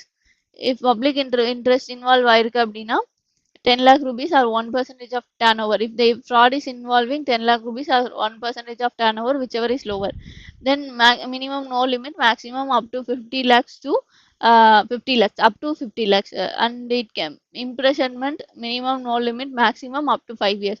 If the fraud is involving more than 10 lakhs or 1% of turnover, whichever is lower, then amount equal to fraud or 3 times of the amount, 3 times of the amount maximum, plus 6 months of imprisonment to 10 years maximum. Then அடுத்து என்ன பார்த்தோம்னா action by affected persons. இதில் என்னன்னா any person or group of person or any associate of person can file a suit against the company in case of இந்த group of person or association of persons கம்பெனிக்கு அகேன்ஸ்டாக case file பண்ணுறது தான் class ஆக்ஷன்னு சொல்லுவோம். So இந்த in case of class action one person can represent the whole group. எல்லாரும் வரணும்னு அவசியம் இல்லை, 1% ரெப்ரசென்ட் பண்ணா போதும். Punishment for personation of acquisition. இது என்னன்னா this is liability of subscriber. இது வரைக்கும் நம்ம பார்த்தது கம்பெனி எப்போ லைபிள், கம்பெனி ஃப்ராட் என்ன பண்றாங்க அதை பத்தி தான் பார்த்தோம். இப்போ வந்து சப்ஸ்கிரைபர் சைட்ல இருந்து ஏதாவது தப்பு பண்றாங்க அப்படின்னா அவங்களுக்கு என்ன பனிஷ்மெண்ட் அப்படின்னு மேக்கிங். சப்போஸ் அந்த ஏதோ ஒரு subscriber is making application in fictitious name or making multiple application in different name or combination or inducing the company to allot shares to him or to any other person in a fictitious name. In that case, that person will be liable under section 447. I think நான் இந்த point முன்னாடி சொல்ல நினைக்கிறேன். So இவங்க இந்த மாதிரி ஏதாவது பண்ணியிருந்தாங்க அப்படின்னா அந்த subscribers will be liable under section 447. அதே மாதிரி சப்போஸ் அந்த சப்ஸ்கிரைபர்ஸ் ஏதாவது அந்த ஷேர்ஸ் செல் பண்றது மூலமா ஏதாவது ப்ராஃபிட் கெயின் பண்ணியிருந்தாரு அப்படின்னா அந்த ப்ராஃபிட்டை கம்பெனி வந்து எடுத்துக்கிறதுக்கு சான்ஸ் கோர்ட் வந்து ஆர்டர் பண்ணலாம். Court may order dischargement of any gain. டிஸ்சார்ஜ்மெண்ட்னா என்னன்னா அந்த கெயினை பிடுங்கிக்கிறது. அந்த கெயினை கம்பெனி வாங்கி என்ன பண்ணணும்னா இன்வெஸ்டர் எஜுகேஷன் அண்ட் ப்ரொடெக்ஷன் ஃபண்டுக்கு தான் மாற்றணும். அந்த கம்பெனி யூஸ் பண்ண முடியாது. அதே மாதிரி அந்த செக்யூரிட்டிஸ் அவர்கிட்ட அலாட் பண்ண செக்யூரிட்டிஸ் செய்சர் அண்ட் டிஸ்போசல் பண்ண முடியாது. செய்சர்னா திரும்ப வாங்கிக்கிறது, டிஸ்போசல்னா டிஸ்போஸ் பண்றது. அதாவது அந்த செக்யூரிட்டிஸே இல்லாம பண்றது.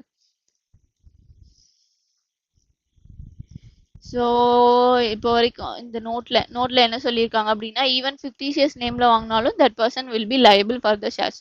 அதே மாதிரி trustee will be liable in case of his bankruptcy. அந்த ஷேர்ஹோல்டரோட பேங்க்ரப்சி நடந்தது, அவர் பேங்க்ரப்ட் ஆயிட்டாரு அப்படின்னா அதோட trustee will be liable for the shares. So இது வரைக்கும் தான் நம்ம பார்த்துருக்கோம். ஸோ இப்போ நெக்ஸ்ட் நம்ம பார்க்க போகிறது allotment of securities. Allotment of செக்யூரிட்டிஸ்னா என்ன அப்படின்னா ஒரு அப்ளிகேஷன் வந்திருக்கும்ல, நிறைய பேர் அப்ளிகேஷன் பண்ணியிருப்பாங்க அந்த கம்பெனியோட ஷேர்ஸ்க்கு. அதில் அந்த கம்பெனி சூஸ் பண்ணி இது இவ்வளோ ஷேர்ஸ் அப்படின்னு அக்செப்ட் பண்ணுவாங்க. சில பேருக்கு அவங்க அப்ளை பண்ண ஃபுல்லையுமே கொடுப்பாங்க, சில பேருக்கு ப்ரோரேட்டா பேசிஸில் அலாட் பண்ணுவாங்க. ஸோ இந்த அக்செப்ட் பண்ணுறது தான் அலாட்மெண்ட் அப்படின்னு சொல்லுவாங்க. Application is allotment.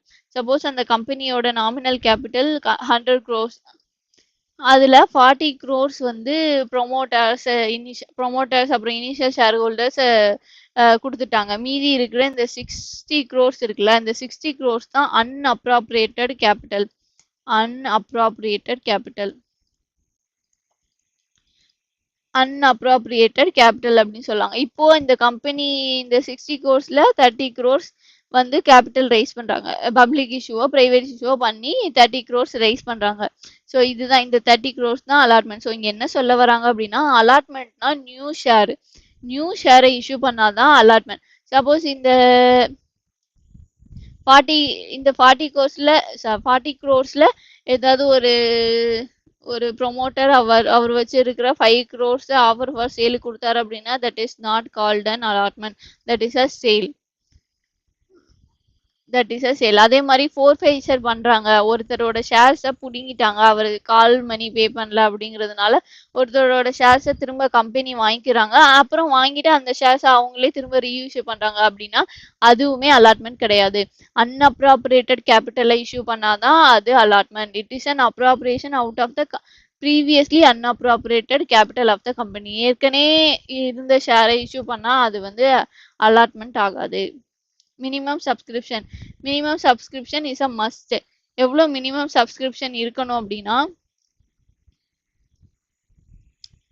Quantum of amount payable. Okay, இது வந்து மினிமம் சப்ஸ்கிரிப்ஷன் எவ்வளோ இருக்கணும்னா at least 90% of the entire issue. Suppose அந்த கம்பெனி நம்ம அந்த எக்ஸாம்பிளில் பார்த்த மாதிரி 30 crores இஷ்யூ பண்ணுறாங்க அப்படின்னா 30 crores 90%, அதாவது 27 crores அந்த கம்பெனிக்கு வந்து வந்திருக்கணும், அப்ளிகேஷன் வந்திருக்கணும். அப்படி 27 crores வந்துருச்சு அப்படின்னா அந்த company is eligible for allotment. அந்த கம்பெனி அலாட்மெண்ட் பண்ணலாம். அதே மாதிரி இந்த 27 crores அப்ளிகேஷன் மணியுமே ரிசீவ் பண்ணியிருக்கணும்.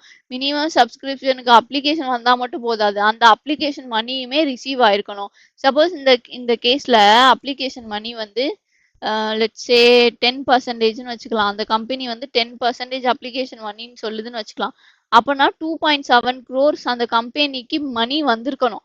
அப்படி மணி வந்திருந்தா மட்டும்தான் அந்த கம்பெனியால சாரி கைஸ், அந்த மாதிரி 2.7 crores அப்ளிகேஷன் மணி வந்தா மட்டும்தான் அந்த கம்பெனியால இஷ்யூவே பண்ண முடியும். Minimum subscription have been subscribed and the sums payable on application have been paid to and received by the company. அந்த கம்பெனியால ரிசீவ் பண்ணியிருந்தா மட்டும்தான் அலாட்மெண்டே பண்ண முடியும். அந்த மினிமம் சப்ஸ்கிரிப்ஷன் எவ்வளோனா 90%. Quantum of amount payable on application இதில் என்னன்னா 2 சொல்லியிருக்காங்க. ஒன்று வந்து 5% ஆஃப் நாமினல் வேல்யூ. இது வந்து நாமினல் வேல்யூ. 5%ங்கிறது நாமினல் வேல்யூ. நாமினல் வேல்யூனா என்னன்னா புக் வேல்யூ. அந்த கம்பெனியோட புக்ல ஷேர் கேபிட்டல், ஒரு ஷேர் கேபிட்டலோட வேல்யூ என்ன அப்படின்னு கொடுத்துருக்காங்களோ அதுதான் nominal value. 5% of the nominal value or 25% of the issue price. இந்த issue price யாரு, இந்த கண்டிஷன் யாரு சொன்னார்னா செபி. ஸோ இங்க என்ன கொடுத்துருக்காங்க அப்படின்னா 5% of the nominal value or any percentage specified by the SEBI. So SEBI என்ன பர்சன்டேஜ் சொல்லியிருக்காங்க அப்படின்னா 25%. So 5% or 25%. ஸோ 25% தான் 5% ஆர் 25%. இந்த 25% எவ்வளோ இருக்கணும் அப்படின்னா 25% ஆஃப் த இஷ்யூ பிரைஸ். இது வந்து நாமினல் அமௌண்ட், இது வந்து இஷ்யூ பிரைஸ். இதை நீங்க நோட் பண்ணிக்கோங்க. ஏன்னா நாமினல் அமௌண்ட் வேற, இஷ்யூ பிரைஸ் வேற. இஷ்யூ பிரைஸுக்கும் நாமினல் வேல்யூக்கும் என்ன அப்படின்னா, நாமினல் வேல்யூனா ஜஸ்ட் ஷேர் பிரைஸ் தான். அந்த புக்ல என்ன இருக்கும் ஷேர் வேல்யூ அதுதான் நாமினல் பிரைஸ். பட் இஷ்யூ பிரைஸ்ல வந்து ப்ரீமியம் இன்க்ளூட் ஆயிருக்கும். இஷ்யூ பிரைஸ்னா நாமினல் வேல்யூ பிளஸ் ப்ரீமியம் தான் இஷ்யூ பிரைஸ். வேற ஏதாவது ப்ரீமியம் வேற ஏதாவது காஸ்டஸ் இருந்துச்சுன்னா, காஸ்ட் சார்ஜஸ் இருந்துச்சு அப்படின்னா அதையும் இன்க்ளூட் பண்ணி இஷ்யூ பிரைஸ் அப்படின்னு சொல்லுவாங்க. ஸோ இஷ்யூ பிரைஸ் வேற, நாமினல் வேல்யூ வேற. If minimum amount is not subscribed, suppose அந்த 90% subscription பண்ணல அப்படின்னா ரிசீவ் ஆன மணி எல்லாம் 30 daysக்குள்ள ரீஃபண்ட் பண்ணிடணும். Amount received from the application shall be refunded. எந்த அக்கௌண்ட்டுக்கு ரீஃபண்ட் பண்ணணும்னா, எந்த அக்கௌண்ட்ல இருந்து வந்துச்சோ refund shall be made within 15 days. and எந்த அக்கௌண்ட்டுக்கு ரீஃபண்ட் பண்ணணும்னா shall be credited only to the bank account from which the subscription was remitted. எந்த அக்கௌண்ட்ல இருந்து சப்ஸ்கிரிப்ஷன் வந்துச்சோ அந்த அக்கௌண்ட்டுக்கு தான் ரீஃபண்ட் பண்ணணும். வேற எந்த அக்கௌண்ட்டுக்கும் ரீஃபண்ட் பண்ணக்கூடாது. அந்த refund should be made within 15 days. 15 daysக்குள்ள ரீஃபண்ட் பண்ணணும். சப்போஸ் இதுல ஏதாவது டிஃபால்ட் இருந்தது, ரிட்டர்ன் அப்ளிகேஷன் பண்ணியே ரிட்டர்ன் பண்றதுல டிஃபால்ட் இருக்கு அப்படின்னா, directors and other officers, company is not liable here. Directors and other officers are liable to repay the money with interest at 15%. Interest note பண்ணிக்கோங்க, 15%. இன்னொரு இடத்துல இன்ட்ரெஸ்ட் பார்ப்போம், அது 12%. இங்க வந்து இது 15%. 15% பப்ளிக் இஷ்யூங்கிறதுனால பப்ளிக் இஷ்யூ, ஆமா பப்ளிக் இஷ்யூக்கு தான் நம்ம பார்த்துட்டு இருக்கோம். ஸோ பப்ளிக் இஷ்யூக்கு வந்து 15% இன்ட்ரெஸ்ட் அந்த கம்பெனி கொடுக்கணும். Return of allotment. Once allotment முடிஞ்சதுக்கு அப்புறம் அந்த கம்பெனி ரிட்டர்ன் ஆஃப் அலாட்மெண்ட், அதாவது இது ஒரு டாக்குமெண்ட். இந்த செக்யூரிட்டி தான் நாங்கள் பப்ளிக் இஷ்யூ பண்ணோம், இவ்வளோ பேர் சப்ஸ்கிரைப் பண்ணியிருக்காங்க, இவ்வளோ மணி வாங்கியிருக்கோம், அந்த மாதிரி ஒரு டாக்குமெண்ட்டை வந்து ரெஜிஸ்டார் கிட்ட ஃபைல் பண்ணும். அதுதான் ரிட்டர்ன் ஆஃப் அலாட்மெண்ட். அது என்ன ஃபார்ம்ல இருக்கணும் அப்படின்னா PAS 3. எத்தனை நாளைக்குள்ள சப்மிட் பண்ணோம்னா 30 daysக்குள்ள. அலாட்மெண்ட் நடந்த 30 daysக்குள்ள சப்மிட் பண்ணோம். அந்த PAS 3யோட சேர்த்து நம்ம அந்த லிஸ்ட் ஆஃப் அலாட்டிஸ், யார் யாருக்கு அலாட் பண்ணியிருக்கோம், அவங்களோட நேம், அட்ரஸ், ஆக்குபேஷன், அந்த நம்பர் ஆஃப் செக்யூரிட்டிஸ், அவங்களுக்கு எவ்வளோ செக்யூரிட்டிஸ் அலாட் பண்ணியிருக்கோம் அப்படிங்கிற டீட்டெயில்ஸையும் அட்டாச் பண்ணோம். சப்போஸ் அந்த செக்யூரிட்டிஸ்லாம் issued for a consideration other than cash. Suppose அந்த கம்பெனி வந்து ஒரு மெஷினரி வாங்கியிருக்கு, அந்த மெஷினரிக்கு பதிலாக நாங்க வந்து ஷேர்ஸ் இஷ்யூ பண்றாங்க அப்படின்னா அந்த கேஸ்ல வந்து இது வந்து கான்ட்ராக்ட் ஆஃப் சேல். மிஷினரிக்கு பதிலாக ஷேர்ஸ் இஷ்யூ பண்றது கான்ட்ராக்ட் ஆஃப் சேல். அதே மாதிரி it can be a contract for services. ஒரு ஆடிட்டர் வந்து அவரோட சர்வீஸ் கொடுக்குறாரு, அவருக்கு ஃபீஸ் கொடுக்கறதுக்கு பதிலாக அந்த கம்பெனி ஷேர் இஷ்யூ பண்றாங்க அப்படின்னா அதுவுமே கன்சிடரேஷன் அதர் தேன் கேஷ் தான். So in case of consideration other than cash, அந்த PAS 3யோட சேர்த்து அந்த காப்பி ஆஃப் கான்ட்ராக்ட், அந்த கான்ட்ராக்ட் நாங்க வந்து இந்த மாதிரி இந்த மிஷினரி பிரைஸுக்கு பதிலாக நாங்கள் ஷேர் இஷ்யூ பண்ணுறோம் அப்படின்னு 2 பேரும் அக்ரி பண்ண அந்த கான்ட்ராக்டை டியூலி ஸ்டாம்ப்டு கான்ட்ராக்டை அட்டாச் பண்ணி PAS 3யோட ரெஜிஸ்டார் கிட்ட சப்மிட் பண்ணோம். சப்போஸ் அவங்க வந்து கான்ட்ராக்டே போடல, 2 பேரும் இப்போ அந்த மிஷினரி வாங்குறதுக்கு ஷேர் கொடுத்தாங்க, பட் அதுக்கு எதுவும் கான்ட்ராக்டே இல்லை அப்படின்னா அந்த கம்பெனி என்ன பண்ணும் அப்படின்னா அந்த கான்ட்ராக்டோட டீட்டெயிலில் ஒரு ஸ்டாம்ப் பேப்பரில் எழுதி ஸ்டாம்ப் பண்ணி அந்த கான்ட்ராக்டை ரெஜிஸ்டார் கிட்ட, அந்த ஸ்டாம்ப் பேப்பரை ரெஜிஸ்டார் கிட்ட சப்மிட் பண்ணும். வேர் above is not reduced to writing shall furnish complete particulars of the contract stamped. அந்த கம்ப்ளீட் பர்டிகுலர்ஸை ஸ்டாம்ப் பேப்பர்ல எழுதி அவங்க வந்து சப்மிட் பண்ணும். அதே மாதிரி கன்சிடரேஷன் அதர் தேன் கேஷ் அப்படின்னா அந்த கன்சிடரேஷனை வேல்யூ பண்ற மாதிரி ஒரு சர்டிபிகேட்டை ரெஜிஸ்டர் வேல்யூவர் கொடுக்கணும். அதாவது அந்த மெஷினரி வேல்யூ இவ்வளோதான், அந்த கம்பெனி இவ்வளோ ஷேர் இஷ்யூ பண்ணியிருக்கு, இந்த வேல்யூக்கும் அந்த கம்பெனி இவ்வளோ ஷேர் இஷ்யூ பண்ணியிருக்கு, கரெக்டா இஷ்யூ பண்ணியிருக்காங்களா இல்லை கம்மியாக இஷ்யூ பண்ணியிருக்காங்களா, அந்த மாதிரி ஒரு ரெஜிஸ்டார் அவரோட சர்டிஃபிகேட்டை கொடுக்கணும். Registrar valuer requires report of registered valuer. in respect of valuation of consideration.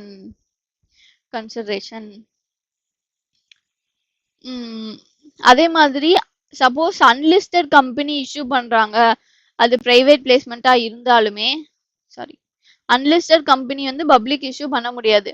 Unlisted company வந்து பிரைவேட் இஷ்யூ தான், பிரைவேட் பிளேஸ்மெண்ட் தான் பண்ணுவாங்க. So unlisted company private placement பண்ணும்போது அப்பயுமே ரெஜிஸ்டர்டு வேல்யூவர் வந்து ரிப்போர்ட் கொடுக்கணும். அந்த ரிப்போர்ட்டை PAS3யோட அட்டாச் பண்ணணும். ஏன் அப்படி கொடுக்குறாங்க அப்படின்னா, லிஸ்டட் கம்பெனியா இருந்தா செபியோட ரெகுலேஷன்ஸ் இருக்கு, அட்மினிஸ்டர் பண்றாங்க. பிரைஸ் ஃபிக்ஸ் பண்றது அப்படிலாம் அது வந்து செபியோட கண்ட்ரோலுக்கு கீழே இருக்கு.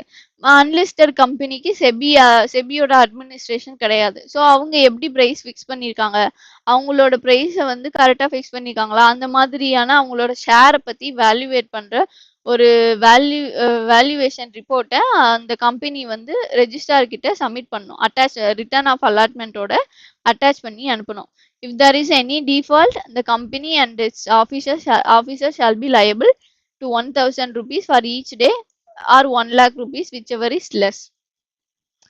So next வந்து securities to be dealt with in stock exchange. இதுல என்ன சொல்லியிருக்காங்க அப்படின்னா, எந்த ஒரு கம்பெனி பப்ளிக் ஆஃபருக்கு போறதுக்கு முன்னாடியும், நம்ம இது ஆல்ரெடி பார்த்ததான், பப்ளிக் ஆஃபருக்கு போறதுக்கு முன்னாடி ஸ்டாக் எக்ஸ்சேஞ்சில் லிஸ்ட் பண்ணியிருக்கணும். Make an application to 1 or more recognised stock எக்ஸ்சேஞ்சில் அப்ளை பண்ணி லிஸ்ட் பண்ணியிருக்கணும். லிஸ்ட் பண்ணால் மட்டும்தான் அந்த கம்பெனியால் பப்ளிக் இஷ்யூ பண்ண முடியும்.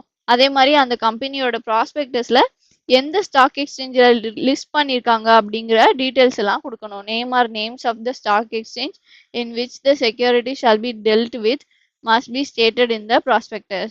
Maintain a separate bank account. இதுல என்ன சொல்றாங்க அப்படின்னா, அப்ளிகேஷன் ரிசீவ் பண்ற மணி எல்லாம் செப்பரேட்டா ஒரு பேங்க் அக்கௌண்ட்ல வச்சிருக்கணும். அந்த bank account should be in a scheduled bank. Schedule பேங்க்ல ஒரு பேங்க் அக்கௌண்ட் ஓபன் பண்ணி அந்த பேங்க் அக்கௌண்ட்ல தான் இந்த அப்ளிகேஷன் மணியெல்லாம் வச்சிருக்கணும். அந்த அப்ளிகேஷன் மணியை எதுக்கு யூஸ் பண்ணணும்னா, ஒன்னு அட்ஜஸ்ட்மெண்ட் அகைன்ஸ்ட் அலாட்மெண்ட், இன்னொன்று repayment of money. Adjustment against அலாட்மெண்ட்னா என்ன அப்படின்னா, சக்சஸ்ஃபுல் இஷ்யூன்னு வச்சுக்கலாம். அதாவது ஒரு மினிமம் சப்ஸ்கிரிப்ஷன் அட்டைன் பண்ணி மணியும் ரிசீவ் ஆயிடுச்சு அப்படின்னா அவங்க வந்து அதை அந்த செக்யூரிட்டிஸை அலாட் பண்ணுவாங்க. அப்புறம் அந்த அமௌண்ட்டை கேபிட்டல் அக்கௌண்ட்டுக்கு டிரான்ஸ்ஃபர் பண்ணுவாங்க. ஸோ இதுக்கு யூஸ் பண்ணிக்கலாம் in case of successful issue. Suppose unsuccessful issue அப்படின்னா அந்த அப்ளிகேஷன் மணியை ரிட்டர்ன் பண்ணுவாங்க, அதுக்கு யூஸ் பண்ணலாம். ஸோ இந்த அமௌண்ட்டை ரெண்டுக்கு தான் யூஸ் பண்ண முடியும். ஒன்று சக்ஸஸ்ஃபுல் இஷ்யூவாக இருந்துச்சுன்னா அட்ஜஸ்ட்மெண்ட் ஆஃப் அலாட்மெண்ட், அன்சக்சஸ்ஃபுல்னா ரீபேமெண்ட் ஆஃப் மணி. இந்த ரெண்டு இதுக்கு மட்டும்தான் அந்த மணியை யூஸ் பண்ண முடியும். வேற எதுக்காகவும் அந்த கம்பெனி அந்த மணியை யூஸ் பண்ணக்கூடாது. தென் condition purporting to waive compliance shall be void. இதுல என்ன சொல்லியிருக்காங்கன்னா, சப்போஸ் ஒரு கம்பெனி வந்து லால கொடுத்திருக்க ஒரு கண்டிஷன், லால கொடுத்திருக்க ஒரு ப்ராவிஷனை வெய்வ் பண்ற மாதிரி, வெய்வ் அப்படின்னா கிவ் அப்னு வச்சுக்கலாம், கிவ் அப் பண்ற மாதிரி ஒரு கண்டிஷன் இன்க்ளூட் பண்ணிருக்காங்க, ஒரு ப்ராவிஷன் இன்க்ளூட் பண்ணிருக்காங்க ப்ராஸ்பெக்டஸ்ல அப்படின்னா அந்த ப்ராஸ்பெக்டஸே இன்வாலிட். அப்பனா அலாட்மெண்ட்டே பண்ண முடியாது. இந்த எக்ஸாம்பிள் பார்க்கலாம். இது இப்படி வந்து ஒரு லைன் வந்து ப்ராஸ்பெக்டஸ்ல இருக்கு. The applicant hereby agrees that the company need not to refund money even if minimum subscription is not achieved. Application money here, money denotes application money. இது என்ன சொல்றாங்கன்னா, யூஸ்வலா என்ன ப்ரொவிஷன்னா, மினிமம் சப்ஸ்கிரிப்ஷன் வரலன்னா அந்த கம்பெனி அப்ளிகேஷன் மணியை ரிட்டர்ன் பண்ணும். But இந்த ப்ராஸ்பெக்டஸ்ல என்ன ஒரு லைன் இருக்கு அப்படின்னா, மினிமம் சப்ஸ்கிரிப்ஷன் வரலன்னா கூட அந்த கம்பெனியை வந்து அப்ளிகேஷன் மணியை யூஸ் பண்ணிக்கலாம் அப்படின்னு சொல்லிட்டு ஒரு லைன் இருக்கு. ஈவன் அந்த அப்ளிகண்ட் வந்து இதை படிச்சு பார்த்துட்டு ஓகேன்னு சைன் பண்ணா கூட, ஈவன் அந்த அப்ளிகண்ட் வந்து சைன் பண்ணா கூட திஸ் இஸ் நாட் வேலிட், இந்த ப்ராஸ்பெக்டஸ் வேலிட் இல்லை. ஏன் அப்படின்னா, ஒரு கம்பெனி வந்து லால கொடுத்துருக்கிற ஒரு ப்ரொவிஷனை வேவ் பண்ற மாதிரி, கிவ் அப் பண்ற மாதிரி ஒரு லைன், எந்த லைனுமே இன்க்ளூட் பண்ண முடியாது. Any condition purporting to require or bind any applicant for securities to waive compliance shall be with any of the requirements of this section shall be void. அது void தான், it cannot be valid. even அந்த applicant accept பண்ணிட்டா கூட that is not valid, it is void. Penalty. So penalty என்ன சொல்லிருக்காங்கன்னா, the company will have a penalty of 5 lakhs, maximum 50 lakhs, and the defaulting officer shall have 50,000 to 3 lakhs payment of commission. இது என்ன commission அப்படின்னா underwriting commission. So அண்டர்ரைட்டிங்னா என்ன அப்படின்னா ஒரு company public இஷ்யூக்கு போறாங்க அப்படின்னா minimum subscription 90% வரணும். அந்த மினிமம் இல்லைன்னா 100%. மினிமம் சப்ஸ்கிரிப்ஷன் வரல அப்படின்னா மீதி இருக்கிற ஷேர்ஸை வந்து அந்த அண்டர் ரைட்டர் எடுத்துப்பாரு. மினிமம் சப்ஸ்கிரிப்ஷன் வரல அப்படின்னா அந்த மீதி இருக்கிற ஷேர்ஸை வந்து அண்டர் ரைட்டர் எடுத்துப்பாரு. மினிமம் சப்ஸ்கிரிப்ஷன் இல்லை. சப்போஸ் அந்த கம்பெனி வான்ஸ் 100%, ஆனால் அந்த கம்பெனிக்கு 95 தான் வந்திருக்கு அப்படின்னா அந்த 5% அண்டர் ரைட்டர் வந்து எடுத்துப்பாரு, சப்ஸ்கிரைப் பண்ணிப்பாரு. This is depends upon the contract. அவங்களுக்குள்ள போட்டிருக்க கான்ட்ராக்டை பொறுத்து தான் இந்த இது it depends upon the contract between the company and the underwriter. இது என்ன சொல்றாங்க அப்படின்னா இந்த நோட்ல என்ன சொல்றாங்க அப்படின்னா ஒன்லி பப்ளிக் இஷ்யூக்கு மட்டும்தான் இந்த மாதிரி அண்டர் ரைட்டிங் கமிஷன் பே பண்ண முடியும். பிரைவேட் பிளேஸ்மெண்ட்டுக்கு நீங்க அண்டர் ரைட்டர் வச்சாலுமே you cannot pay commission. Only public இஷ்யூக்கு மட்டும்தான் அண்டர் ரைட்டர் கமிஷன் பே பண்ண முடியும். No commission shall be paid to any underwriter on securities which are not offered to the public for subscription. இந்த condition ஏன் வச்சிருக்காங்க அப்படின்னா private பிளேஸ்மெண்ட்னா ஆல்ரெடி அவங்க அக்ரி பண்ணியிருப்பாங்க. அந்த group of set of people வந்து ஆல்ரெடி பேசி டிசைட் பண்ணிப்பாங்க. அதுக்கப்புறம் அண்டர் ரைட்டருக்கு வேலையே இருக்காது. அண்டர் ரைட்டிங்கோட வேலையே பப்ளிக் இஷ்யூக்கு போனாதான் வரும். ஸோ அந்த அண்டர் ரைட்டர் கமிஷன் எப்போ பே பண்ணுவாங்க அப்படின்னா பப்ளிக் இஷ்யூக்கு போனாதான் பே பண்ணுவாங்க. ஸோ அண்டர் ரைட்டரோட கமிஷனை எதுலேருந்து பே பண்ணலாம் அப்படின்னா ப்ரொசீட்ஸ் ஆஃப் த இஷ்யூலேருந்து பே பண்ணலாமா? எஸ், பே பண்ணலாம். அந்த கம்பெனி ஃப்ரெஷ்ஷாக இஷ்யூ பண்ணுறாங்க ஷேர்ஸு, பப்ளிக் கிட்டேருந்து மணி வருது. அந்த மணிலேருந்து அந்த கம்பெனி வந்து அண்டர் ரைட்டிங் கமிஷன் கொடுக்கலாமானா கொடுக்கலாம். அதே மாதிரி அந்த கம்பெனியோட ப்ராஃபிட்லேருந்து கொடுக்கலாம். போத் இதில் கொஞ்சம் அதில் கொஞ்சம் அப்படி கூட கொடுக்கலாம். மேக்ஸிமம் எவ்வளோ கமிஷன் கொடுக்கணும், ரேட் ஆஃப் கமிஷன் எவ்வளோ லா ப்ரெஸ்கிரைப் பண்ணுது அப்படின்னா 5%. 5% ஆஃப் த ப்ரைஸ் அந்த செக்யூரிட்டி இன் கேஸ் ஆஃப் ஷேரா இருந்தது அப்படின்னா 5% ஆஃப் த ஷேர், அந்த ஷேர் பிரைஸோட 5% or any rate mentioned in the articles. ஆர்டிகல்ல என்ன ரேட் சொல்றாங்களோ இல்ல 5%, இதுல எது கம்மியோ அதுதான் பே பண்ணணும். சப்போஸ் ஆர்டிகல்ல 2% தான் சொல்லியிருக்காங்க அப்படின்னா 2 தான் பே பண்ண முடியும். It should not exceed anything mentioned in the article. ஆர்டிகல்ல சொன்னதுக்கு மேல பே பண்ண முடியாது. சப்போஸ் அந்த கம்பெனி 7% ஆர்டிகல் அப்படின்னு சொல்லியிருக்காங்க அப்படின்னா 5% தான் பே பண்ண முடியும். 7% அந்த கம்பெனியால பே பண்ண முடியாது. டிபெஞ்சர்ஸ். இன் கேஸ் ஆஃப் டிபெஞ்சர்ஸ்னா 2.5% of the price of the debenture or any rate prescribed in the articles. இதுக்கும் சேம் தான். ஆர்டிகல்ஸ்ல சொன்னதுக்கு மேல அந்த கம்பெனி பே பண்ண முடியாது. 2.5% of the price or anything mentioned in the articles. Then next வந்து disclosure. என்ன டிஸ்க்ளோஸ் பண்ணோம் அப்படின்னா அண்டர் ரைட்டிங் வரும்போது என்ன ஸ்பெசிஃபிக்கா டிஸ்க்ளோஸ் பண்ணோம் அப்படின்னா the name of the underwriter. The name இதெல்லாம் ப்ராஸ்பெக்டஸ்ல டிஸ்க்ளோஸ் பண்ணோம். Name of the underwriter and the rate of the commission, rate and amount of the commission, the number of securities which is to be underwritten or subscribed by the underwriter absolutely or conditionally. அவர் எவ்வளோ shares அவங்களுக்குள்ள போட்டிருக்க agreement படி அவர் எவ்வளோ shares வந்து subscribe பண்ண போறாரு under writer பண்ணிக்கணும் அப்படிங்கிற டீட்டெயில்ஸையும் இன்க்ளூட் பண்ணோம் அந்த ப்ராஸ்பெக்டஸ்ல. Then copy of payment of commission to be delivered to the registrar. Once அவங்க எவ்வளோன்னு டிசைட் பண்ணதுக்கு அப்புறம் அந்த கான்ட்ராக்டோட காப்பியை ரெஜிஸ்டார் கிட்ட சப்மிட் பண்ணுவேன். Copy of contract for payment of commission is delivered to the registrar at the time of delivery of prospectus. Prospectus issue பண்ணும்போது file பண்ணும்போது இந்த கான்ட்ராக்டையும் ஃபைல் பண்ணணும். Decision to pay commission out of the proceeds of the share issue is valid provided it is not paid at the rate authorized. Provided it is paid at the rate authorized in the articles. ஆர்டிகல்ஸ்ல சொன்ன ரேட்டுக்கு பே பண்ணியிருந்தாங்க அப்படின்னா அவங்க proceeds issue ப்ரொசீட்ல இருந்து பே பண்ணலாம். GTR is last topic. இதை நம்ம லாஸ்டா பார்க்கலாம். அதுக்கு முன்னாடி ஒரு டாபிக் இருக்கு, அதை பார்த்துட்டு ஜிடிஆருக்கு வரலாம். அதுக்கு என்ன டாபிக் அப்படின்னா பிரைவேட் பிளேஸ்மெண்ட். பிரைவேட் பிளேஸ்மெண்ட்னா என்ன அப்படின்னா ஒரு பர்டிகுலர் செட் ஆஃப் பீப்புள்ஸ்க்கு ஒரு குறிப்பிட்ட பப்ளிக் இஷ்யூ பண்ணாம ஒரு பர்டிகுலர் செட் ஆஃப் பீப்புள்ஸ்க்கு இஷ்யூ பண்ணி அவங்கள்ட்ட வந்து கேபிட்டல் ரைஸ் பண்றது தான் private placement. Offer or invitation to a select group of people. Offer to be made only to a select group of persons. அந்த selected group of personனா எவ்வளவு பேர் இருக்கணும் அப்படின்னா it shall not be more than 200க்கு மேல இருக்கக்கூடாது. in a financial year. இது note பண்ணிக்கோங்க. in a financial year. ஒரு ஃபினான்ஷியல் இயர்ல 200, நெக்ஸ்ட் ஃபினான்ஷியல் இயர்லயும் 200 இஷ்யூ பண்ணலாமான்னா எஸ். ஏன்னா இந்த கண்டிஷன் 200ங்கிறது is for one financial year. One financial இயருக்கு 200 பீப்புள் தான் இஷ்யூ பண்ண முடியும். அதுவுமே இந்த 200 எப்படி கால்குலேட் பண்ணுமா, ஈச் செக்யூரிட்டிக்கும் 200, ஈக்விட்டி ஷேருக்கு 200, டிபெஞ்சருக்கு 200, ப்ரிஃபரன்ஸ் ஷேருக்கு 200, அந்த மாதிரி ஒவ்வொரு ஷேருக்குமே 200 எல்லா ஷேருக்கும் கிடையாது, எல்லா செக்யூரிட்டிஸ்க்கும் கிடையாது, ஒவ்வொரு செக்யூரிட்டிஸ்க்குமே 200 இன் ஃபினான்ஷியல் இயர். அந்த 200 கால்குலேட் பண்ணும்போது qualified institutional buyer QIB will not be included. அதே மாதிரி அந்த கம்பெனியோட எம்ப்ளாயீஸ், சப்போஸ் அவங்க செக்யூரிட்டிஸை வந்து எம்ப்ளாயி ஸ்டாக் ஆப்ஷன் கீழே வாங்கியிருந்தா, மற்றபடி வாங்கியிருந்தாங்கன்னா இன்க்ளூட் பண்ணும். Employees being offer securities under a scheme of employee stock option, employee stock option கீழே வாங்கியிருந்தாங்க அப்படின்னா அவங்களையும் இன்க்ளூட் பண்ணக்கூடாது. ஸோ 200ல these two people will not be included.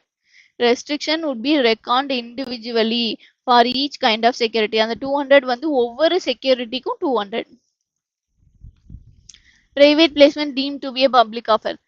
Suppose அந்த பிரைவேட் பிளேஸ்மெண்ட் 200க்கு மேல பீப்புளுக்கு ஐடென்டிஃபைடு பர்சனுக்கு அனுப்புறாங்க, அந்த ஆஃபர் வந்து 200 பீப்புளுக்கு மேல அந்த ஆஃபர் போகுது அப்படின்னா that will be deemed to be a public offer. That will be deemed to be a public offer.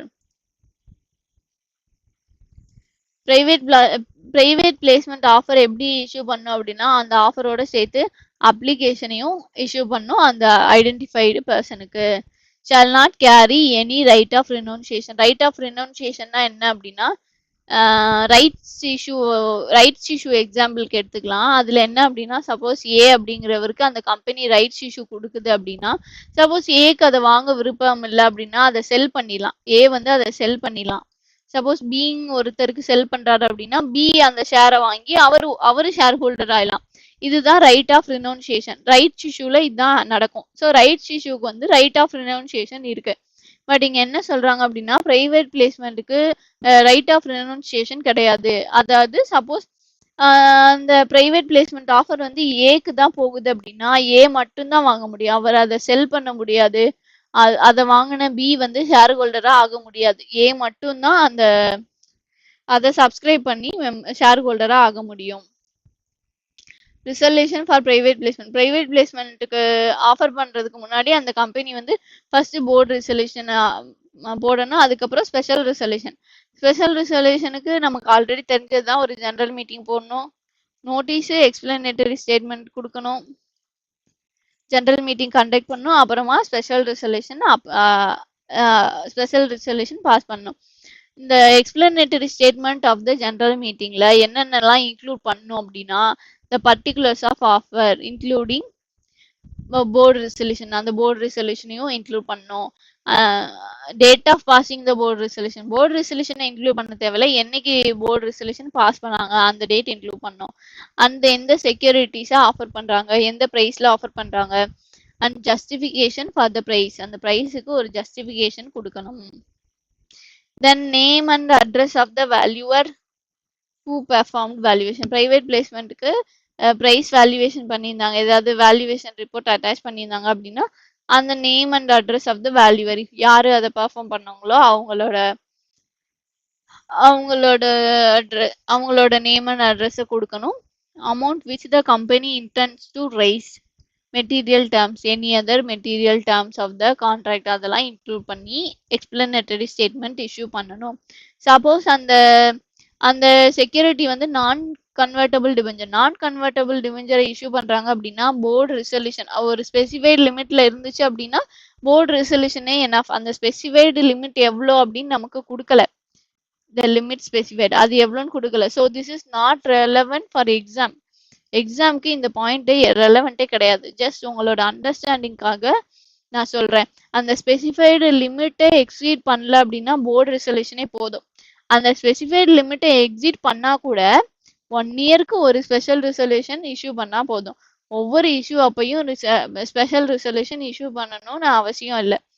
அதே மாதிரி அந்த அந்த இஷ்யூ வந்து QIB, அதாவது குவாலிஃபைடு இன்ஸ்டிடியூஷனல் பையருக்கு இஷ்யூ பண்றாங்க அப்படின்னா ஒவ்வொரு இஷ்யூக்கும் ஒரு ஸ்பெஷல் ரெசல்யூஷன் போடணும்னு இல்லை. எல்லா இஷ்யூக்கும் சேர்த்து ஒரு ரெசல்யூஷன் ஒரு வருஷத்துக்கு ஒரு ரெசல்யூஷன் போட்டா போதும். சப்போஸ் அந்த கம்பெனி வந்து ஈக்விட்டி ஷேர்ஸ் QIBக்கு இஷ்யூ பண்றாங்க அப்படின்னா இஷ்யூ பண்ணும்போது ஒரு ஸ்பெஷல் ரெசல்யூஷன் போடணும். அதே மாதிரி அதுக்கப்புறம் அதே இயர்ல வந்து டிபெஞ்சர்ஸ் இஷ்யூ பண்றாங்க, அதே QIBஸ்க்கு தான் இஷ்யூ பண்றாங்க, குவாலிஃபைடு இன்ஸ்டிடியூஷனல் பையர். இப்பயும் ஒரு ஸ்பெஷல் ரெசல்யூஷன் போடணும். ஆனா லா என்ன சொல்லுதுன்னா தேவையில்லை, நீங்க ஒரு வருஷத்துக்கு ஒரு ரெசல்யூஷனா போடுங்க. ஒரு ரெசல்யூஷன் போட்டு நீங்க எத்தனை இஷ்யூ வேணா பண்ணிக்கலாம். 1 இயருக்குள்ள ஒரு QIBக்கு எத்தனை இஷ்யூ வேணா பண்ணிக்கலாம். அதே மாதிரி இந்த பர்டிகுலர் செக்யூரிட்டிக்குன்னு இல்லை, எந்த செக்யூரிட்டி வேணா இஷ்யூ பண்ணிக்கலாம் under one special resolution. Filing resolution with registrar. Once resolution pass பண்ணதும் அந்த காப்பி ஆஃப் த ரெசல்யூஷனை ரெஜிஸ்டார் கிட்ட ஃபைல் பண்ணும். Shall be move to register prior to the issue of private placement offer cum application letter. அந்த offer issue பண்றதுக்கு முன்னாடியே registrar கிட்ட special ரெசல்யூஷனை சப்மிட் பண்ணி ரெஜிஸ்டர் பண்ணணும். when a company makes okay, இதுல என்ன சொல்றாங்க, இந்த நோட்ல என்ன சொல்றாங்க அப்படின்னா, சப்போஸ் அந்த கம்பெனி வந்து பிரைவேட் பிளேஸ்மெண்ட் பண்ணுது, யாருக்கு பண்றாங்க அப்படின்னா டு அ பாடி கார்பரேட். அந்த பாடி கார்பரேட் இது வந்து இந்தியா, இது வந்து இன்னொரு country.